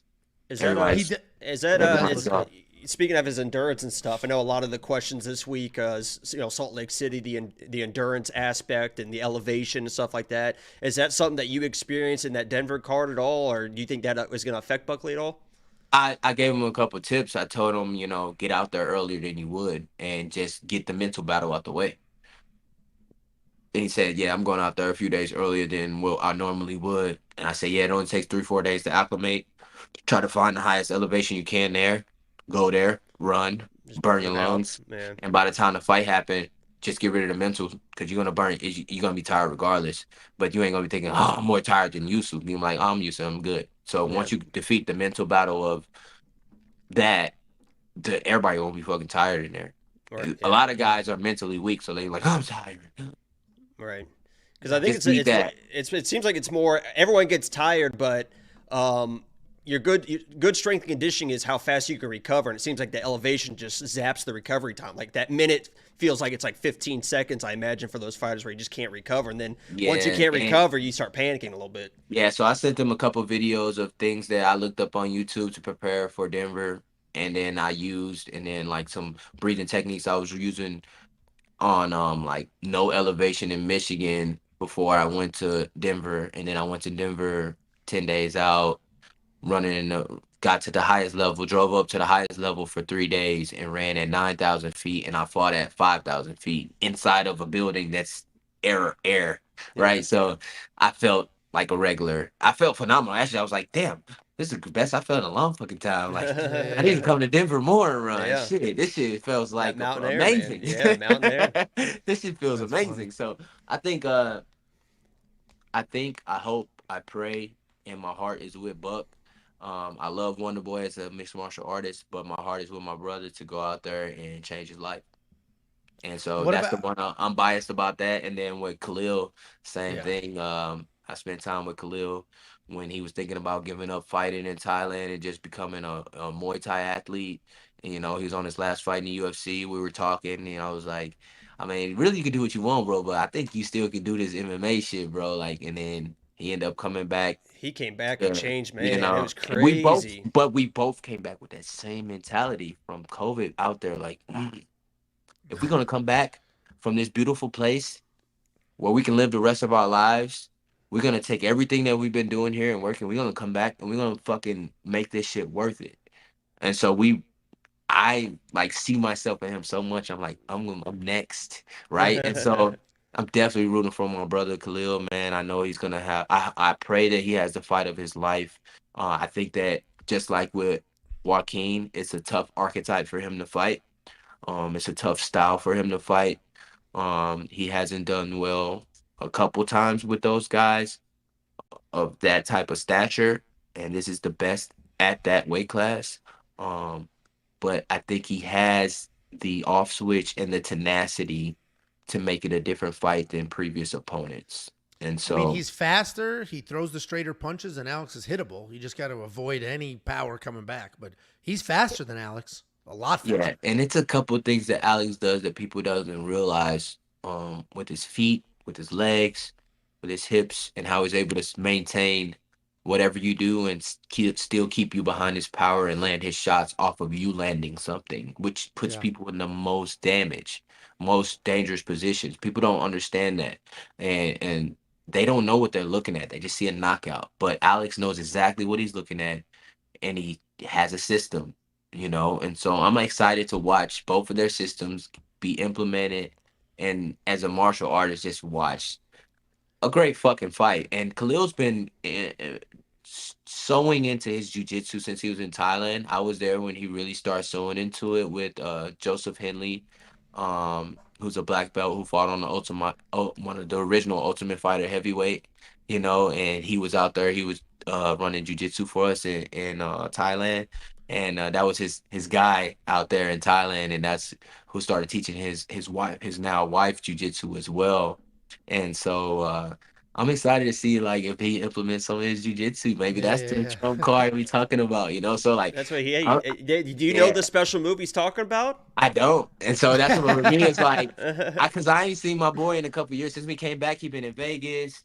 It's just different being an American than Thailand. Thailand is like, what's up, baby? Where we going? Where you at? I'm finna come over there, But here it's like he's in Vegas, I'm here. We're Yeah. living our lives separately. He's in China. He's with Mia. She's on CoverGirl and shit. Like he's living like a fucking celebrity. He's like living like a C-level celebrity, and nobody knows who the fuck I am, right? So I'm honest. I'm transparent, right? So for me, it's just about I just been able to be a fan of him and from day one, But in Thailand, I got to spend more time than I ever would have normally with him and get to know him, and I'm thankful for knowing him. And so when I'm in Vegas, I hit him up and we talk and we see each other almost every time. Like we'll meet up with our boy Bam, who was in Thailand with us too. So Yeah, that's cool. I'm rooting for those two. But let's talk about the rest of the card. You think Jose Aldo looks old? Finally? Did he look older in his last? Who is he fighting? No. He's fighting Mario Batista, young guy, busy, forward Oh, so Mario is like my favorite gas tank right now, outside of myself. Yeah, like, he's crazy. Yeah. His output in his last fight, I said, Coach, this nigga's amazing. I love him. He wasn't afraid of the wrestling either. I love you him, would have thought he Coach. would have been afraid. I love him, Coach. He's fucking dope. Like, I was like, he is fucking throwing some. He was so active, bro. It made me question my activity, and I love that part. Like, I was like, damn, this motherfucker is going. So we'll see. I mean, when Charles, Aldo is my lock of the week, man. So let's try and say some nice things about Aldo as well. I'm getting to it. So when Peter Yan turned up that volume on Aldo, he had trouble. But Peter Yan dictated the first bit of that fight, and he been doing all that Cuban boxing. So we gonna see. I want to see I want to see a good fight. Yeah, I don't care who wins. Most fights, I don't care who wins, But this one and that one, I just want to see a good fight. If he runs through Aldo, motherfucking rocket ship. If he has trouble, Aldo might get an opportunity against Peter Yan or somebody like that again and get another title shot, and that'll be a fun story too. So, oh man. Yeah, it's a big fight for either turning the page on that or Aldo getting that next step for sure. It's a big fight. What do we say? Aldo got 2-3 fights left, so if you're rooting for him to try to get to a title fight again, you want him to win. But if you rooted for a fan and a good fight, you don't really care. You just want to see some good shit. I would love if my two favorite paths here, one you're not going to like, would be if Aldo works his way, somehow becomes the champ again. I would love to see that. Been an old Aldo fan forever. I would love to see it. And then also, dope, but Alex Pereira being the only 3-division champ would be incredible. It's tough to do, but that would be incredible if he was somehow the only 3-division. It sounded like this week he was talking about that he's staying at light heavyweight because they're talking about him going down. That sparked up for a little bit, but I think depending on what happens with Jones, Stipe, and my boy Big Tom, then we know. But it's so much like indecisiveness which what's happening there. They might throw him in the mix.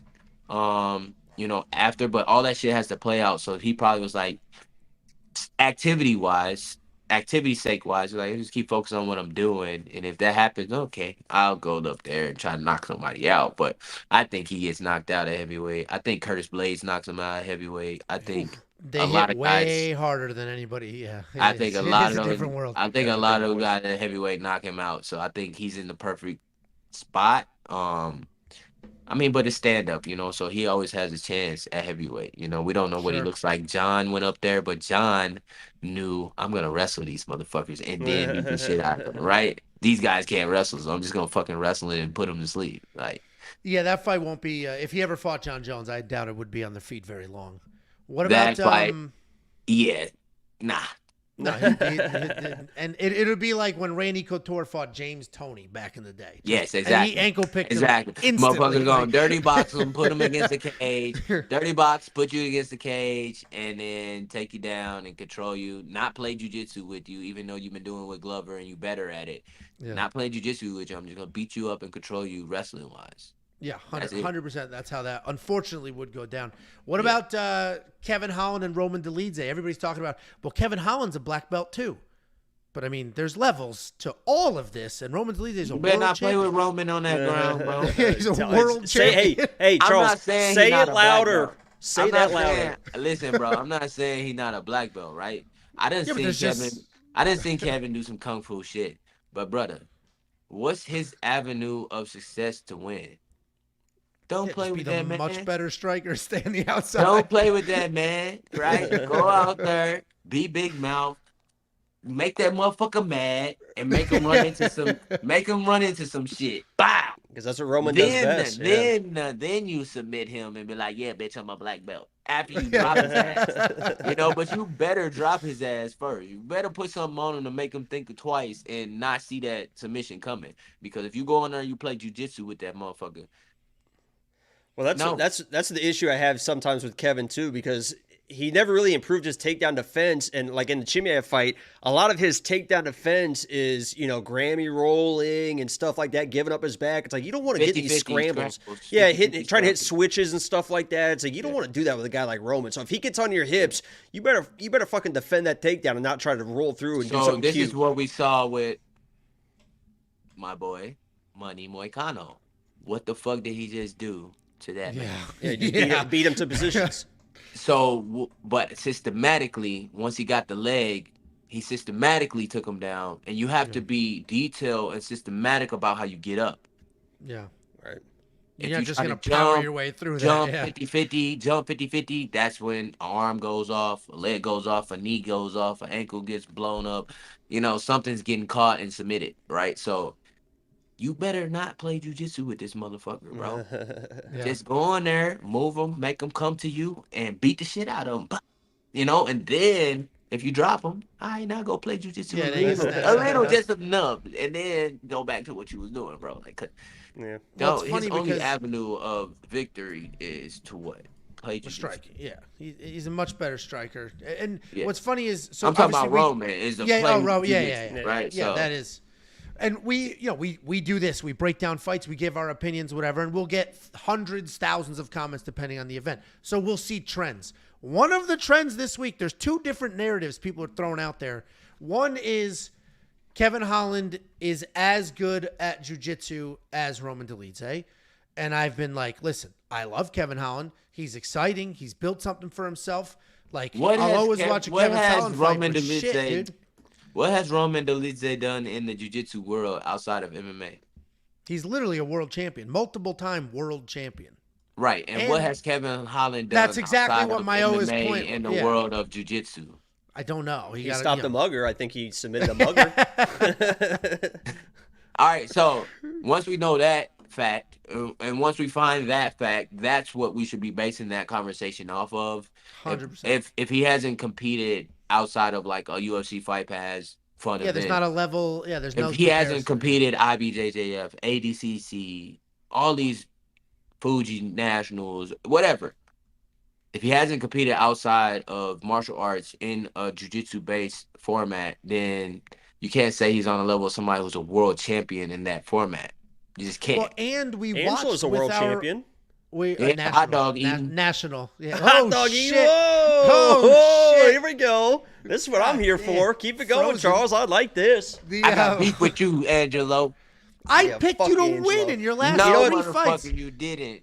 I picked you to beat Josh Van, and I picked you to beat little Jake Hadley. What about? I the thought fight before Asmat that? was going to beat you. I'm going to What be about honest. the fight before that? Yeah, I thought Asmat was going to take you down and beat. And hey, for a minute there, Yeah, I you was was pretty talking. smart. You was talking. I was looking pretty crazy. smart for a minute there. And I have an admission as well. Cody Durden was my lock of the week versus you. I know. Unfortunately. I know that too. But at least. But you then been I flipped up. consistent. Yeah, I flipped up. I had you as my lock of the week versus Jake. What do you right? mean he's been consistent? What am I not consistent with? No. early Why on. does everybody fucking hate me? I don't get it. Before- Every fight, Charles. Every time we have a before fighter the on, they Azab fucking fight, hate Angelo. Before the Azab fight, you was talking crazy about me. After the Azab fight, you was still skeptical, but you was like, he showed some flashes. And then you started rocking with me. But before see, the that's- Azab fight, No, you see. and you know what? It's okay. I went on 3 No, fight see, losing I'm streak. not. That's where I, you're I wrong. had a because part in that too. All right, so I'm gonna take. You're talking about the Josh Van fight? No, I'm talking about before the Azab fight when I was on my skid, right? Oh, I thought you were I talking had about a the part Josh in that, Van. so I fight. understand your skepticism.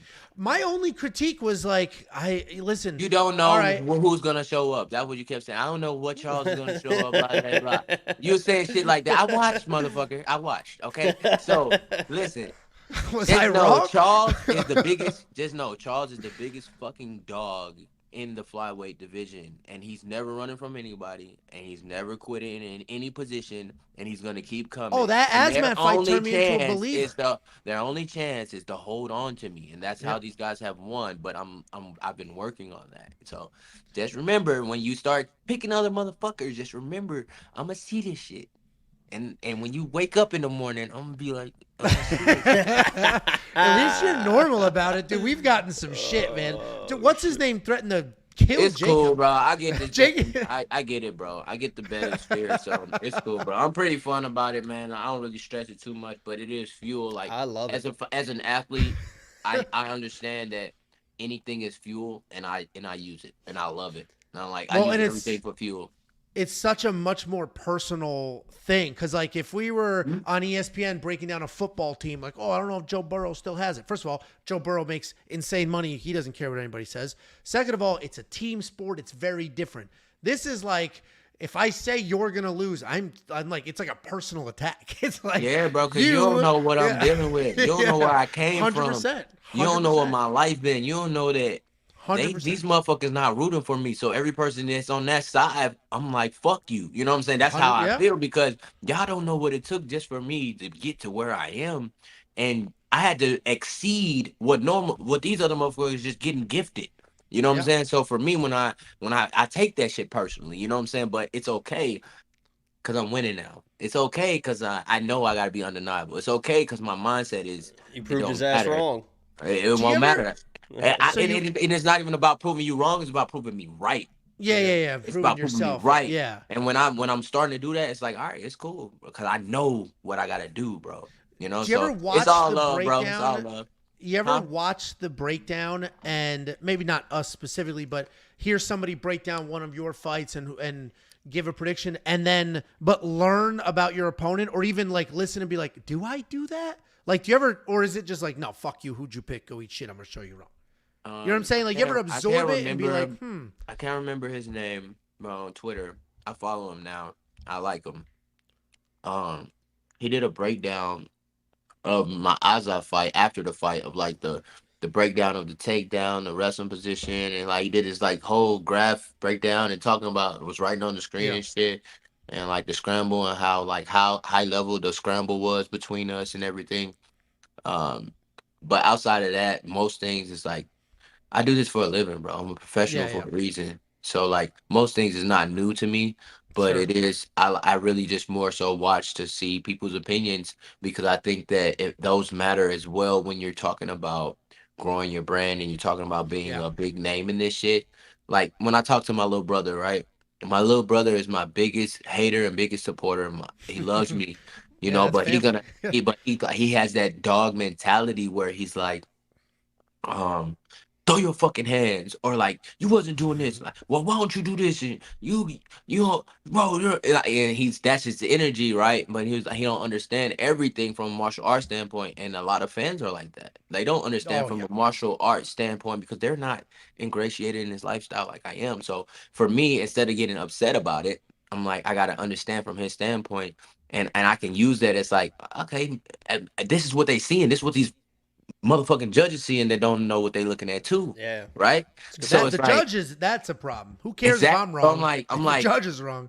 If this is what they seeing, and then I see the scorecards, and I'm like, oh shit, these motherfuckers on the same right? Yeah, so right. that's what they see in that too. Okay, I just gotta show shit. So So when I fought Josh Van, I was thinking that too. I was like, volume. I'm just doing as much fucking volume as possible. I was up. Oh, 40, you weren't like I was fuck up 40 Angelo's over something. 2.5. At the end of the first round, I was up 40 something strikes to 22. Two judges gave him round one. His only moment was off of my action, kicking, sweeping my leg out because he wasn't able to do nothing to catch up to my timing. I threw a submission up immediately, stood straight up, and got right back to what I was doing. I don't know what they're looking at, brother. And I can't put my energy into that, because then two of them gave me the second round, which was a lot closer round, and I thought he had more success. Right? Yeah. And so for me, it's just like, you never know what they're looking at. You got to finish these motherfuckers. You got to go after them, right? But it's good to hear from the fan, my brother, the people who are watching the fight, who aren't ingratiated in lifestyles of mixed martial artists. They don't know what I'm working on. They don't know our game plan. They don't know what we're thinking in there. They're just seeing the fight as it happens.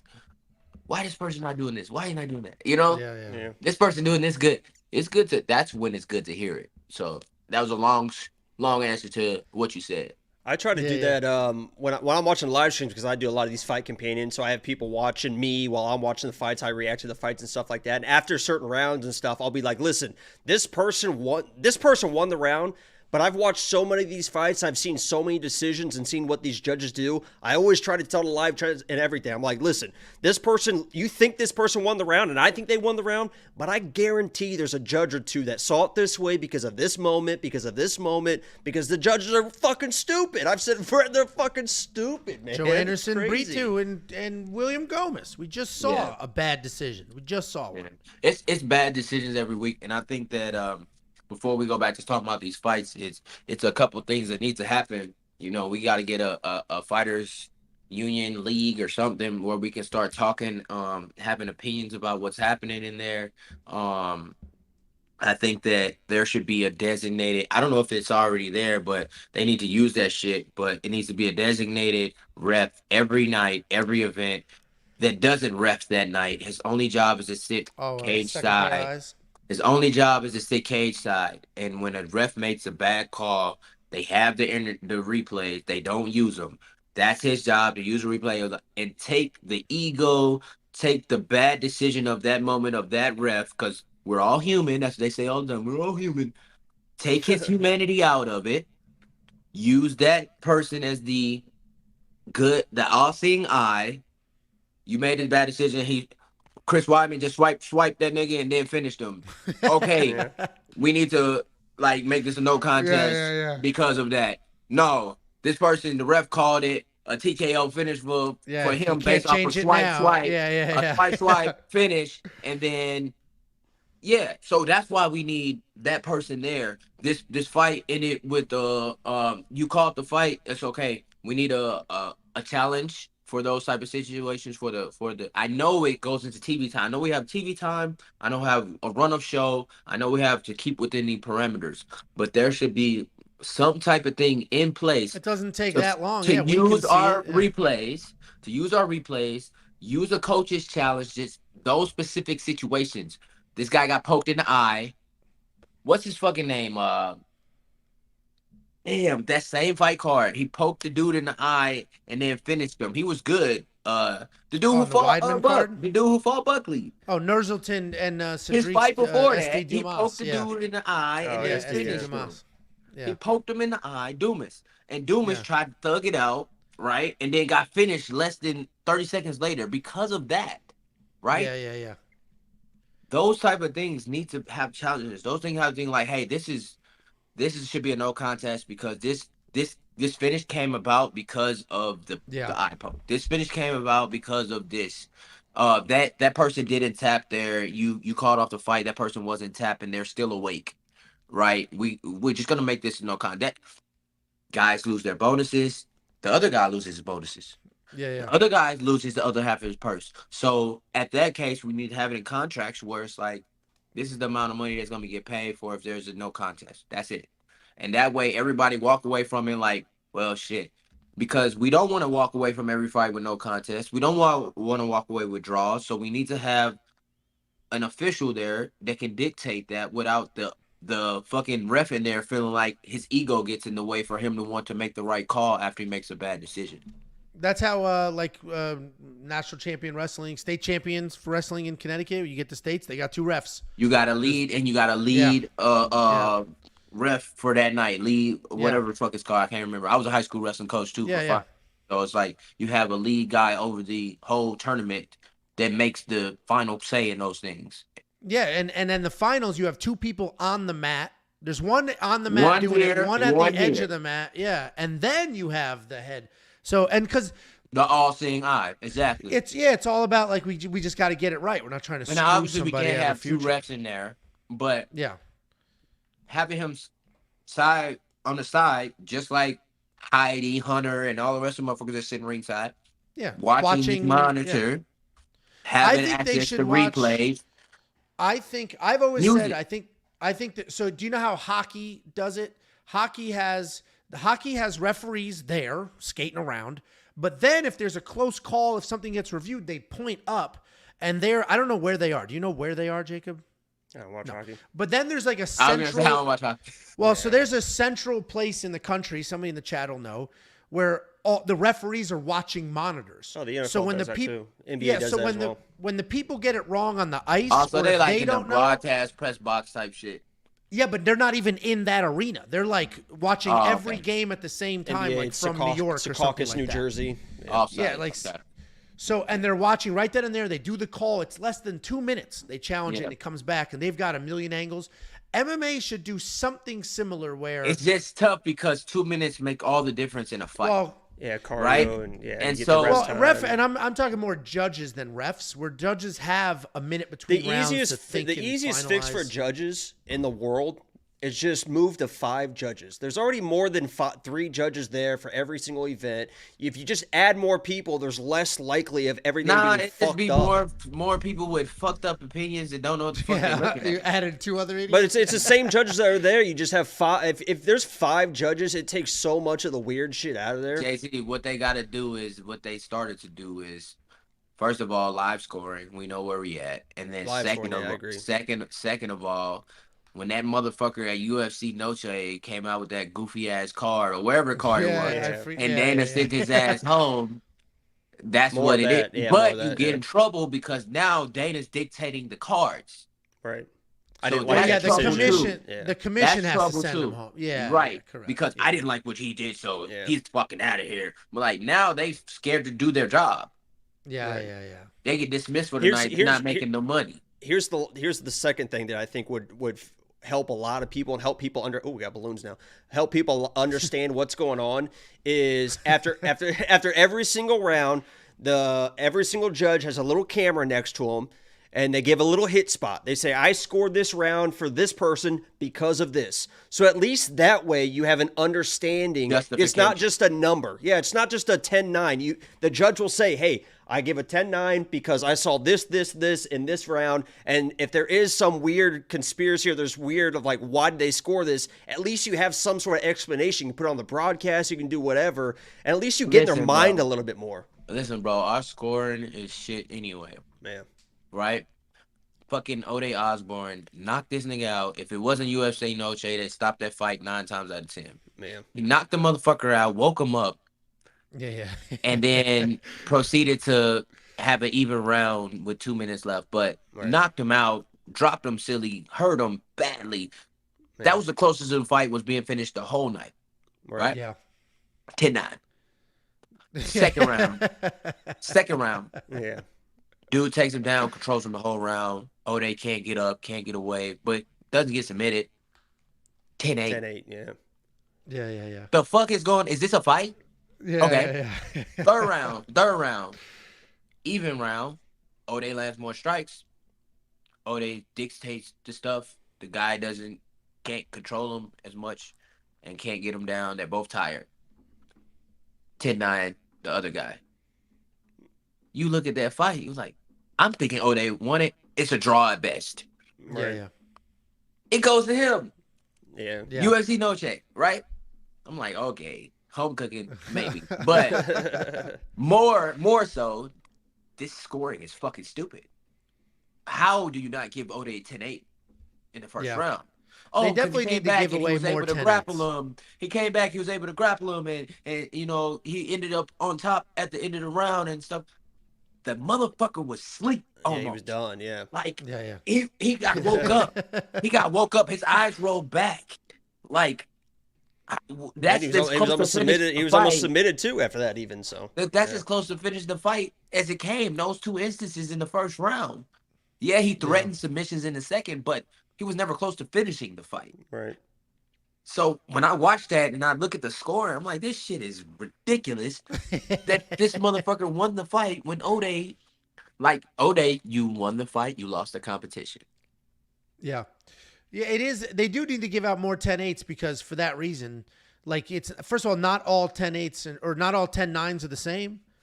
If I almost finish you, but then you have two minutes of wrestling success, that's not equal. That's not the same as a round where I just walk you down. Should they and bring light in? you up. Yeah. Don't get me wrong.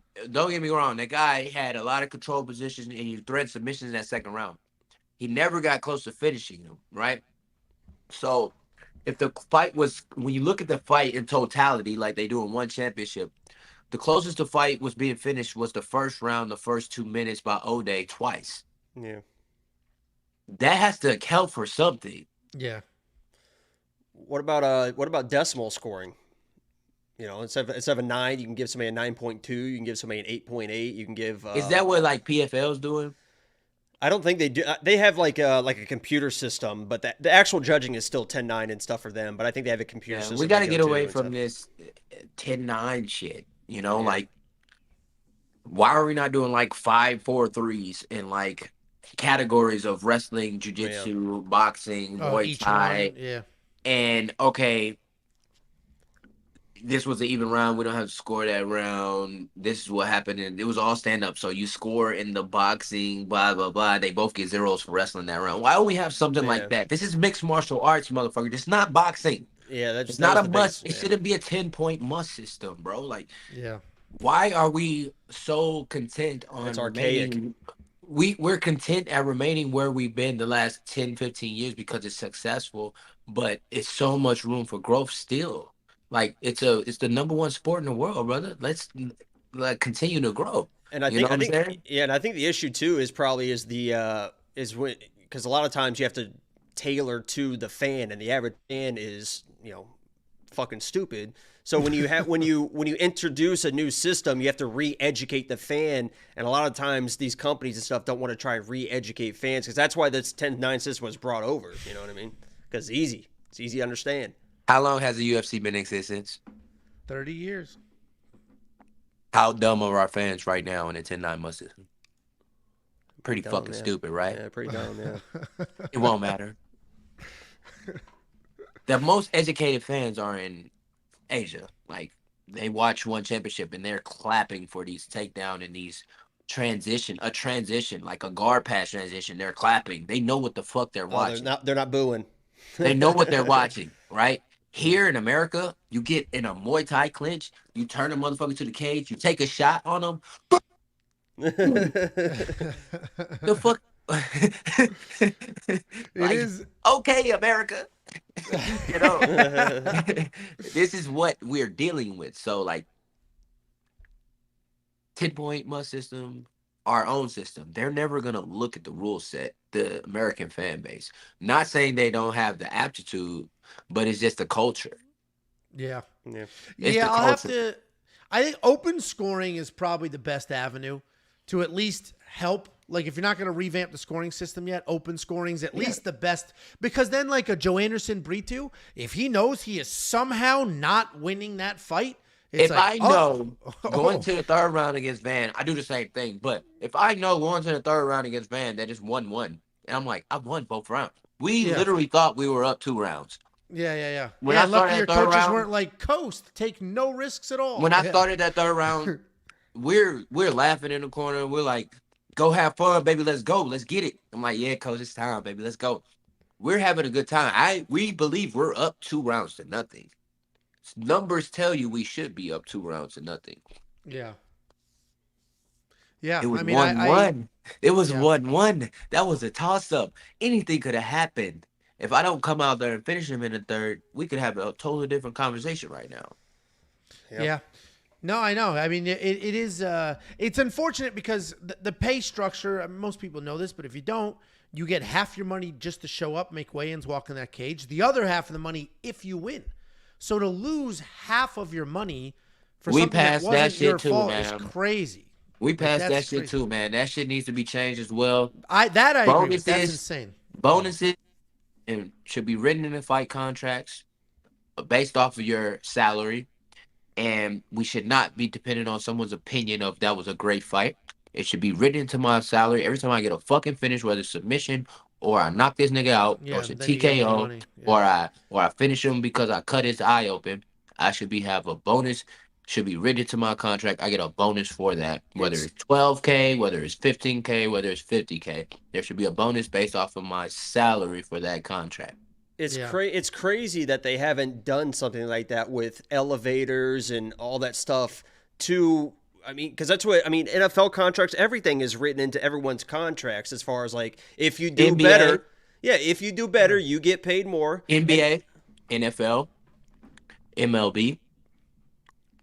I don't know about football, world football, but everything is structured into a contract. Like, why wouldn't Everything is written in incentives. Yeah, that's what I'm saying. Like, if I don't understand why they wouldn't want to give away money to fighters to incentivize them for getting first round knockouts. Like, give them an extra $20,000 if they get a first round knockout. It's like, that helps your product. That helps everyone out. It helps the fighter out. They're incentivized. It helps the product because the fights are more exciting. I just think that it hasn't been presented in the way that it needs to be. I'm not saying that they don't want to do it. For me, it's just about it needs to be presented in a direct way that makes sense to Dana and the people writing the contracts. And I mean, they're gonna keep doing the bare minimum and making the most money, right? So if they're still making the most money and they don't have to, they can do the bare minimum Margins. and It's all about not even margins. have to. They don't even have to worry about that shit because nobody's asking for that. Nobody's pressing for that. We haven't grown as a sport to that contract level where people are expecting that. We're still guys are still signing up for 10K and just happy to be in the UFC. So it's still in its infancy as far as that part of it. Well, then you're never gonna you won't see that in the next 5-10 years probably. Yeah. But after that,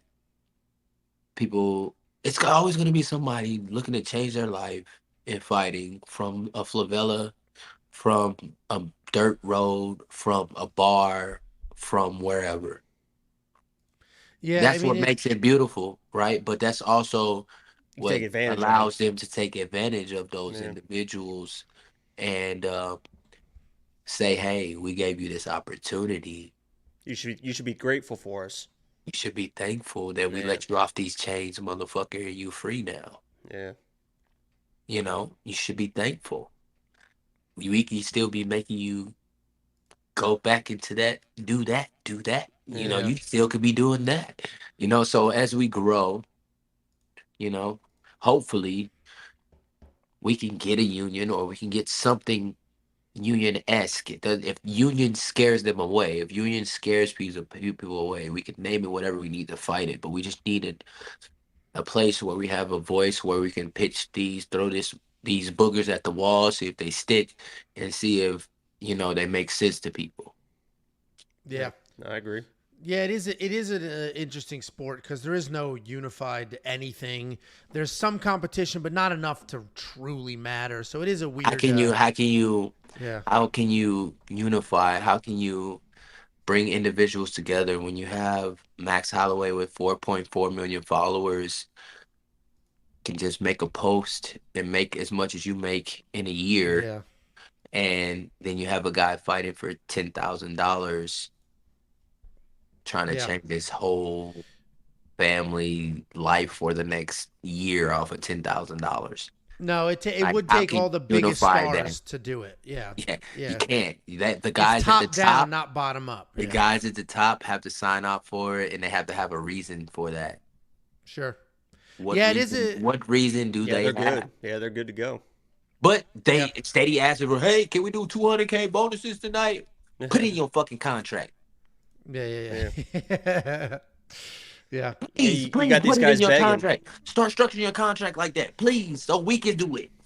Yeah, it is. I mean, in my opinion, it's almost it's a bad look when you got these fighters begging for these bonuses and trying to get on the That mic and shit's everything so like corny, that. bro. Yeah, The first thing you say is, Dana, hey Dana, can we do please, 200K tonight? please, yeah, please, Hey Dana. Dana, what's up? Can we? Then you put him in a position where he can just be like, no, Yeah, or he can be like, yeah, sure. and then he looks like the You're hero, always right? looking at him like you gotta.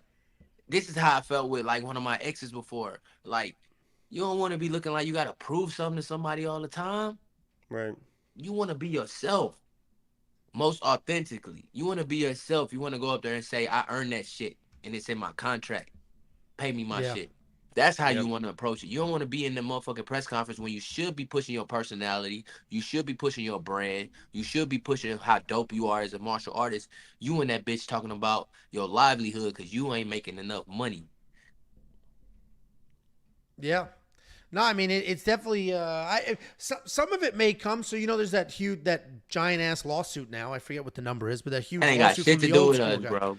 No, it's the old school guys. All the old school and them guys are motherfuckers suing. all out here living off steroids. Nigga, they ain't give a fuck about us. Well, and what's tricky is now the UFC contracts, like, it's crazy that the new era still has it a little better than they used to, because back in the day, Yeah, they we didn't got have it way better. They I didn't agree. guarantee fights. There were no guarantee fights, so they would freeze you the fuck out. They didn't like you. You ran your mouth. Yep. Sit forever. I don't care. Sit forever, Yep. and you can't make money. And that So- point even more so to me saying like we still in the infancy of this shit. Man. Yeah. We We still watched. babies We've in already this shit. seen. We've already seen Yeah. big. Even the evolutions. We're not progression even from yet. there Yeah. is so different, but at the same time it's still in its infancy, bro. Yes. Like, and you got guys like me I got guys who play in the NFL that I know. I got guys who play the NBA. I got guys who are NFL agents. I got guys who are. I talk to my manager. I think differently about this shit, and I think about my family. I think about I'm not gonna be fighting forever, and I think about as a professional. If they're gonna want me to be a professional, well, let's handle this shit professionally. Business. Let's do business if we're gonna do business, and so you got to figure out who you talking to and what moves them. And once you do that, you can have the right conversation. So you just got to come with them what sparks them, what gets they, booty tingling in the morning. If it makes dollars, it makes sense. Money. If it makes Money, dollars, it makes motherfucker. sense. Yep. Right? You know what I'm saying? So you just got to figure out who you talking to, bro. That's all, man. And be less emotional about it. We are emotional creatures, but be less emotional about it and understand the business of this shit, man. And then you got to start building a team around people or you that can make the shit happen and have the right conversations and not ruffle the wrong feathers. So it takes a team. It takes a like they say, it takes a village, right? So it'll happen eventually. I don't know if it's gonna happen, like I said, in the next 5-10 years. I don't know. Because they have such a fucking vice grip over what's going on. And they're a public company now, so every dollar matters. And they've created the Matrix. They are literally the machines, bro.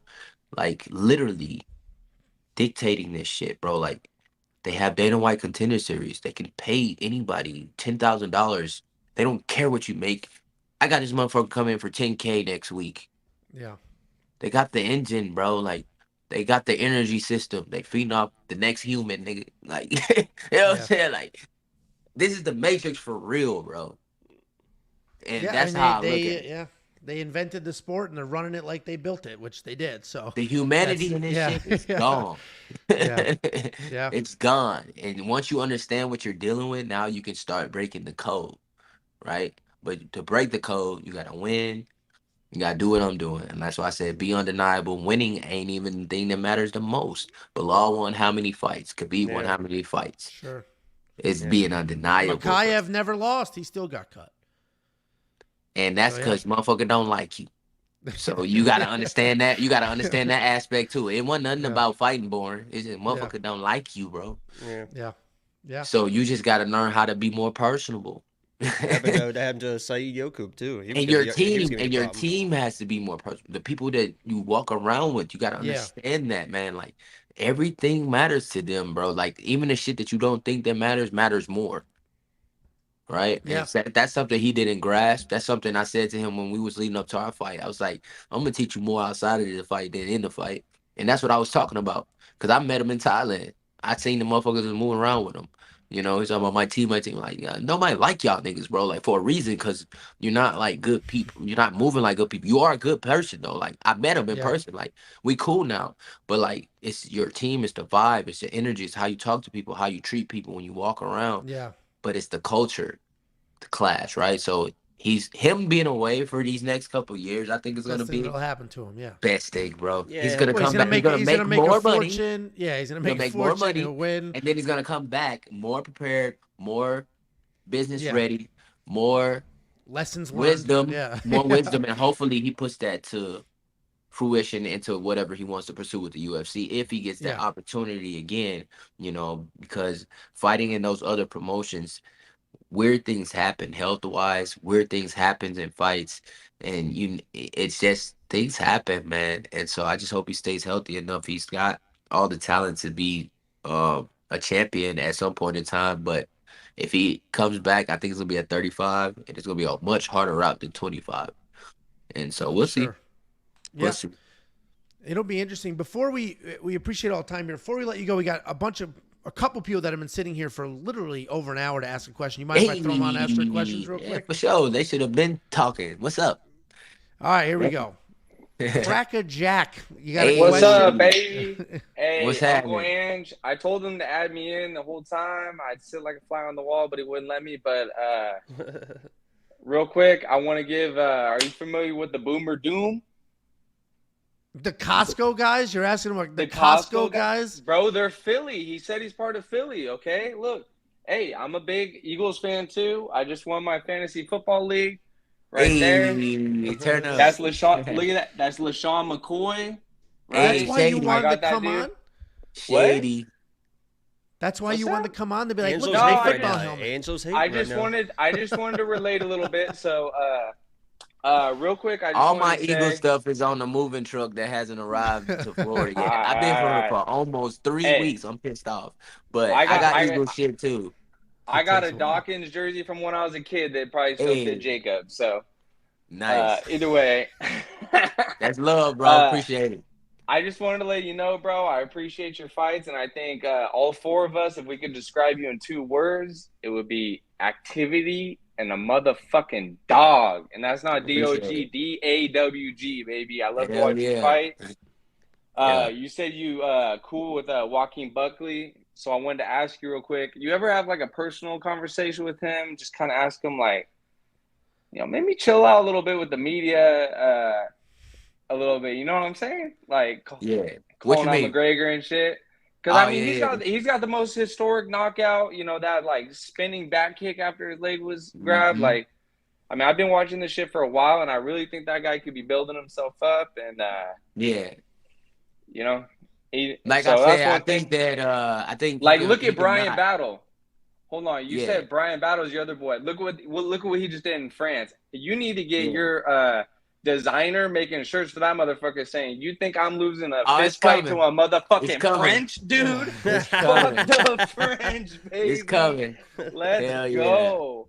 I Hell love yeah. Brian Battle, bro. But So, yeah, with the Joaquin shit, yeah, we had a lot of personal conversation about it. And I don't agree with everything he does, but he'll break it down, say why he did it, and like I said, everybody got their own road, man. And so like he feels like that's what he should have done at the time. I wouldn't have done that. I didn't do that actually. In my post fight speech, I said something. I was total opposite. I got the crowd behind me, and shit like that. So like he kind of went and made himself heal again. And I was like, if that's what you want, that's cool. I mean, you just gotta embrace that all the way. If that's not what you was trying to seek, well, you gotta think about how you saying things moving forward. So we'll see what he does. I don't even know what the motherfucker gonna do, and I talk to him. Like, I don't know what he's gonna do. I just know the heart. I just know the heart of the man. So I just root for the heart for of sure, the for man. sure. You know what I'm Well, you saying? know what? This is how you get to know I'm a real fan. So he was actually on Rogan, right? I listened to that whole motherfucking thing. He talked about how his grandma raised him. Yep. And she got ALS, and She has she's ALS, yes. inspiring to him and everything. Yeah. I was real sick for a couple years after college, so it was inspiring to me. Honestly, I got that clip saved on my phone, him talking about his Yeah. grandma.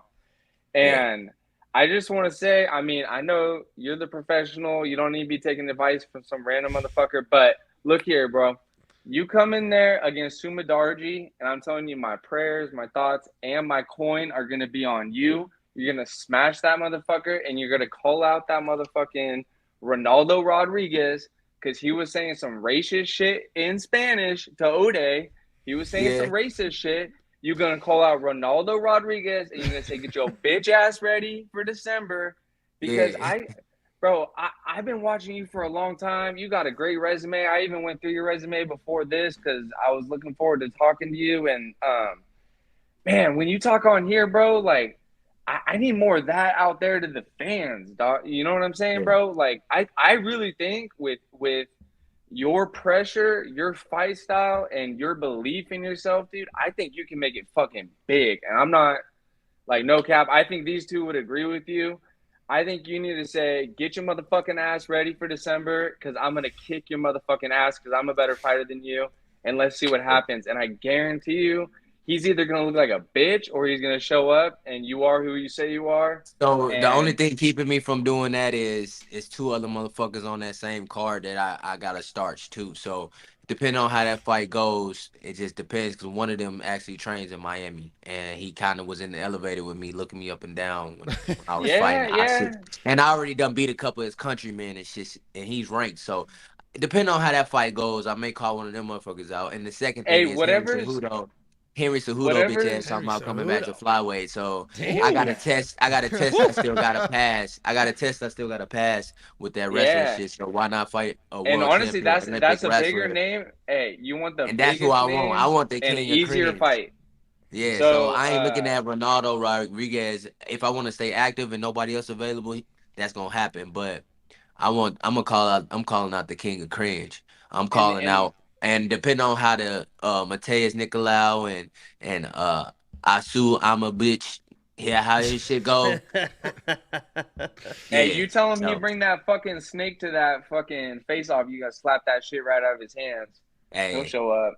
Cejudo, crazy, you know what I'm saying? I'm excited. So, I idolized Henry for a little while, especially when I was wrestling coming up.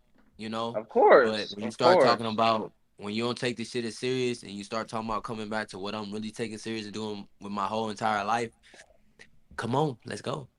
You know, so that's how I'm feeling about that one. But I love it, bro. And so who I kind of compare you to is Kevin Holland. Now, I'm not Kevin. Kevin don't want to be no world champion. Don't compare me to that motherfucker. Kevin doesn't want to be a world champion, and you do. So right now, compare me to Pereira, bro. Compare me to Pereira, bro. Yeah, that's what you compare me to. A motherfucker that come in and say I'm gonna be a world champion and then I'm gonna keep fighting as much as possible. Stay busy. Yeah. I love that. And that motherfucker, you taking the short notice shit. UFC loves that. Dana loves that. Two more things. Two more things, man. Damn. Real quick, bro. I'll get quick. Come ask on, it, Angelo. and then I'm getting rid of you like radio. Ask it. Okay, no. Foodland is the motherfucking shit. When you go to Hawaii, go to Foodland. They got fresh poke and it's cheap as shit. Guys recommending supermarkets on the other side of the world. Jesus Christ. What's your second? I already said that, bro. I already said that. I said the ginger poke. That was what I opened with, remember? Yeah, that's just fire. All right. Yeah, it's the best. Out. Good talking to you, bro. Hey, I appreciate the love, bro. Like, real talk, I appreciate the love, bro. Appreciate you. Yeah. See ya. Right. Thanks for hopping on. All right, one more caller. And Philip. See, I told y'all that Foodland ginger poke. He couldn't wait to bring that up, Yeah, I told you. All right, bro. We got Philip. You see what's up, man? Bro, I have been. Said, boy, look, Mission Impossible, ain't it? What's up? What's up? Where you at? Hey, I've been. Hey, from the ceiling, baby. Yeah. Oh yeah, I work from home. I'm like right at the corner, so this is the corner section here. Man, I gotta give it up to you. Like the first time I ever started betting was the fight you had with Azat Maxim, and I listened to Angelo, I listened to Jacob comments, and then that was the first time I ever just like, hold on, let me take a look at Charles Johnson previous fight, and then I was like, okay, I see the pop, I see the snap, and then I went over to the Kazakhstan guy. I was like, this is no way, and you guys Angelo talk about like always stepping in last minute notice. So there was a little bit of worry, but I placed my first ever bet on you. And bro, and that night I reached out to you on Instagram and said, bro, I cashed in. You know, I mean, I'm betting like $50. I'm not betting major amount of money. It's still Then different. I respect you so much because you actually respond back to fans' messages. You know, if you're not responding, you actually like place some likes and hearts. So I really appreciate all of that. My countryman that I've been trying to get attention from is Joshua Van. Motherfucker don't respond to anything. You know, I'm like trying to establish hey, my I own guarantee brand, you see it though, because that motherfucker always on his phone. Bro, I can't get anything from him. But listen, you gotta give him grace. He young, man. He a young kid, man. So just give him some grace, man. He gonna get there. Yeah, you know, like I'm trying to like start my own little brand, like, you know, like Burma brand. Yeah. You know, so I'm trying to like, hey, can I send you this T-shirt and so you can help me, you know, spread this little message, you know, born in Burma, made in America, things like that. And he doesn't respond to anything. Burma? He don't even read them. Is Burma in where's that at? Burma is next to India, between India and Thailand. So where is he from? He from like so he's from Burma. He's from Burma, but I think that he grew up in Texas. You know, I think that at the Octagon interview, he was like, you know, I'm from Burma, but I'm raised by a Mexican, like, you know. What country is that though? What's the flag that he walked out with? Burma. On the tag. I thought it was like Cambodia or some shit. They were saying like one of them motherfuckers where they do you know, dancing for a sport. No, I don't know about that. Let's see. I'm looking at his flag on tap. One of them breakdancing companies. Joshua Vance and Jabberwocky? Oh my God. It's Myanmar. His flag is Myanmar, Burma, like Burma. Myanmar. There we go. Yeah, Myanmar. That's what it was. Yes. Yeah. Yes. Bro, I can't get he one of them breakdancing fucking messages, man. I'm like pissing me off. And you know, in Burma, in that side of 8 country, you know what, you got one championship, and one of the names that is really popular is Aung San, like Burmese Python. That's his like stage name. And I even like messaged him too. Like none of these motherfuckers read any messages from the fans. It's cool, bro. It's cool. A lot of them don't like really look at it, but I look at all that shit. Like I said, like I was telling Angelo earlier, man. I watch everything. I usually respond to people on IG and shit, especially when they send me love. And you know, I appreciate it, bro. And I know the $50 ain't go long, but it's more so about the intent, you know. And I appreciate the support.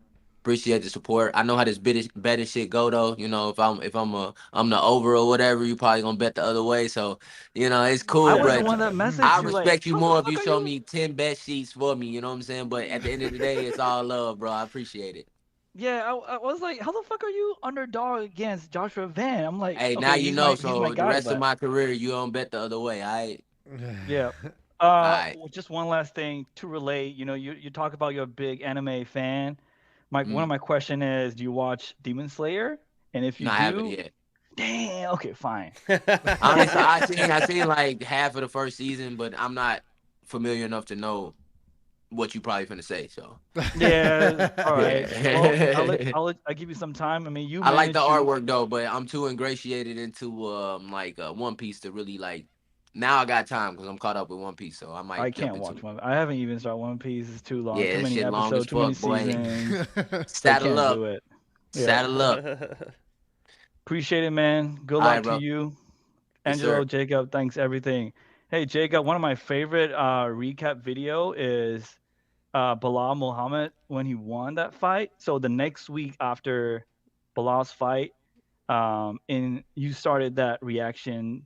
And one of my favorite part is you fucking stupid bitches. And I'm like, I fucking love that shit. That energy is so good. I was like, man, I've been thinking about it I'm a competitor too, man. I'm not an athlete, but I take this shit serious. I'm at my core, I'm a fucking competitor. So when people tell me I'm gonna be wrong and I'm right, fuck you. Yeah, bitch. Like up in the camera. So that was really good. I appreciate that.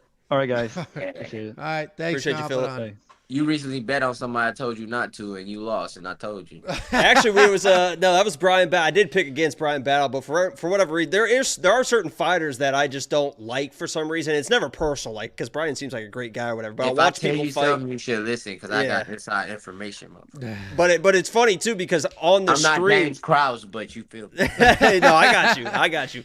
No, on the stream we ended up betting Brian Battle because my picks were going bad. I'm like, listen, let's just fucking go with Brian Battle. So we put like $400 on Brian and a cash for something. And then afterwards with his post-fight thing and stuff, I'm like, dude, I am no longer a Brian Battle hater. I fucking love that energy that he brought and stuff. That dude's a fucking cool ass dude. I love Brian Battle now. He's fun, man, and he's another anime boy too. So you can tell he works his fucking ass. There's nothing I love more than people that just work their fucking ass anytime off. You weigh 300 pounds and now you fight at 185, look at Khalil, right? Anytime you weigh 300, you got Sean Woodson was a fucking 220 pounds. He was a fat dude. He was 200. I knew him. I seen him box at 220 pounds, bro. Oh, really? I was like, damn, this motherfucker keep losing weight. Then 145. He got all the way down to 145. 145. You're like, stop, dude. I don't want to fight you at 125, man. No, I'm just like, bro, you're all bone now. Like, what the fuck? Like, hey, but he's strong as shit now. You know what I'm saying? So I'm like, he do it the healthy way. I'm like, I'm more power to you, bro. You know, so I got to see him fight box as a heavyweight and be in the UFC at 145. So that's cool. That's crazy. Yeah, it's crazy. Yeah, we weren't boys either, you know, so like it's just cool to witness. You got anybody else? No, that was there was probably 30 people that were in here. Yeah, and we just kept gabbing. So I mean, it is what it is. But we appreciate you hopping on. Why don't you plug your show one last time and tell people when and where and all that? Yeah, man. November 9th, St. Louis, Missouri. Icon Battlegrounds. We have the Icon Smack League. We're gonna be slapping bitches up. And then we got Pillow Fight Championship. Gonna be feathers flying everywhere. You know, gonna have some fun with that. We got some strength competitions like Spartan battles, like similar like Physical 100 you see on Netflix, but without the obstacle courses. So just some fun shit. And then we got the all-world jiu-jitsu competitions with UFC athletes, IBJJF, ADCC, Bellator, Tough, you know, you name it, you know. Who's number one, all these athletes who competed on all these things. UFC Hall of Famer Gray Maynard. Like, it's going to be action-packed, fun jiu-jitsu. So, y'all, tune in. It'll be on Energy TV, my page, my YouTube page. And then it'll be, if you go on Instagram, Icon Battlegrounds _ and you'll find it. Yeah, I mean, we'll definitely be checking it out. If there's anything we can help you with, we're happy to promote it, push it. If you have some graphics you want to send us, I'll throw them on an image and we'll do it before some of our videos and get some eyes on it because we appreciate the support you've shown us and we'd be fucking ridiculous to not show that support back. So most definitely. Let us know. And y'all are doing a live stream for the pay-per-view this week? I don't know. I don't. I watch it this Saturday. I don't think I'm gonna do. Usually, I don't do the live streams for the pay-per-views. He does fight. What do y'all? So y'all just do breakdown reviews afterwards, before and after? I do. We break down before our predictions. Then during the pay-per-views, we just film ourselves watching. Y'all just like Twitter it. Turn it into a vlog, and then the recap after the event, we do a recap. This is what I thought. Blah blah blah blah. Okay, because I'm always seeing JT post on Twitter during fights, so. Yeah, a lot of the like the regular cards, I'll be live for them. We do live stream fight campaign and stuff like that. And then sometimes if I'm just watching, I'll just be tweeting during them and stuff like that. So, okay, all right. But shit, this was fun. We can do it again anytime, bro. Just hit me up. All right, good. We appreciate you, man. Thanks for hopping on. It was amazing, good stuff. Yeah, definitely. All right, boys. All right, hey, we'll see you October. I'll be there, man. Front row. I can't wait, man. I expect you wearing that shit. And I expect you'll be the loudest motherfucker in the building. Oh, I have no problem being fucking loud as shit. I'm gonna let you know what's going on. And I'm gonna bring some extra ones so my boy from Full Send have one too. Sounds good, man. Yes, sir. Can't wait. We appreciate you. Thanks for hopping on. All right, boys. See ya. Have a good one. Well, Charles is nice. Love Charles, man. It's a good guy. Yeah, no, he's a sweet dude. What I was shocked at, we're going to shut this down because I am tired. But what I was shocked at, and I think a lot of people are going to be surprised at, he's like very smart. Not just like kind of smart, not just like smart and artistic. He's like He's aware. I think it's the Yes, awareness of the business side of the. But even the like that. fights, the way he was talking about every little detail, this, that, whatever, like you can tell this dude is obsessed with it and is like absorbing all of the information. Because some people, I imagine a lot of fighters just kind of show up and fight, or you hear a lot of fighters like, I don't want to watch film. I trust my coaches to do this and tell me what to do and stuff. But he's in there pretty deep in it for sure. Oh, 100%. And he's super cool. Like, he's even now, like... Someone said, are you saying fighters aren't smart? Yeah, most fighters are fucking stupid. Yeah. No, he's very smart, very aware, super cool, down to earth. And even when he was talking about some of the, like, shit he had to go through to get to some of those fights, none of that was brought up after. Like, it was not excuse making. It was like, here's my path. These are some of the challenges I've had, and I'm over those now, and this is why I think I'm the best. So... No, that was great. Charles is awesome. That mentality, man. That's that fucking. You can hear when he talks. That's not. Yeah, he's not. Those aren't fucking words. Yeah, those are. Those are. He means every word that he says. When he says like 5 rounds, nobody's gonna fucking beat me. Nobody's gonna fucking beat him 5 rounds. No, he's definitely he's awesome. No, I'm glad he hopped on. This was a good one. Everybody who's watching, thanks for hanging out. We had hundreds of you. Anybody who called in and didn't get on, my bad, guys. We start gabbing, and I don't want to cut the guest off. The two of you who literally waited 2 hours. Both of them were in there for 2 full hours. So was Harris. Sorry, Harris. You were there for a while. You hopped off right before we started getting the call. A bunch of you were in and out. We appreciate every single one of you. Show Charles some support. They come on here. They support us. Our community has to support them. Go follow them on YouTube, Energy, I think. Go follow the Battlegrounds and the Instagram and everything else. Any last words for the Pete before we shut this down and relaxation? I don't think so. Ready to order some food. Yeah, there we go. Well, thanks, guys. Thanks for the watch. Thanks, Charles. And make sure you go support your boy.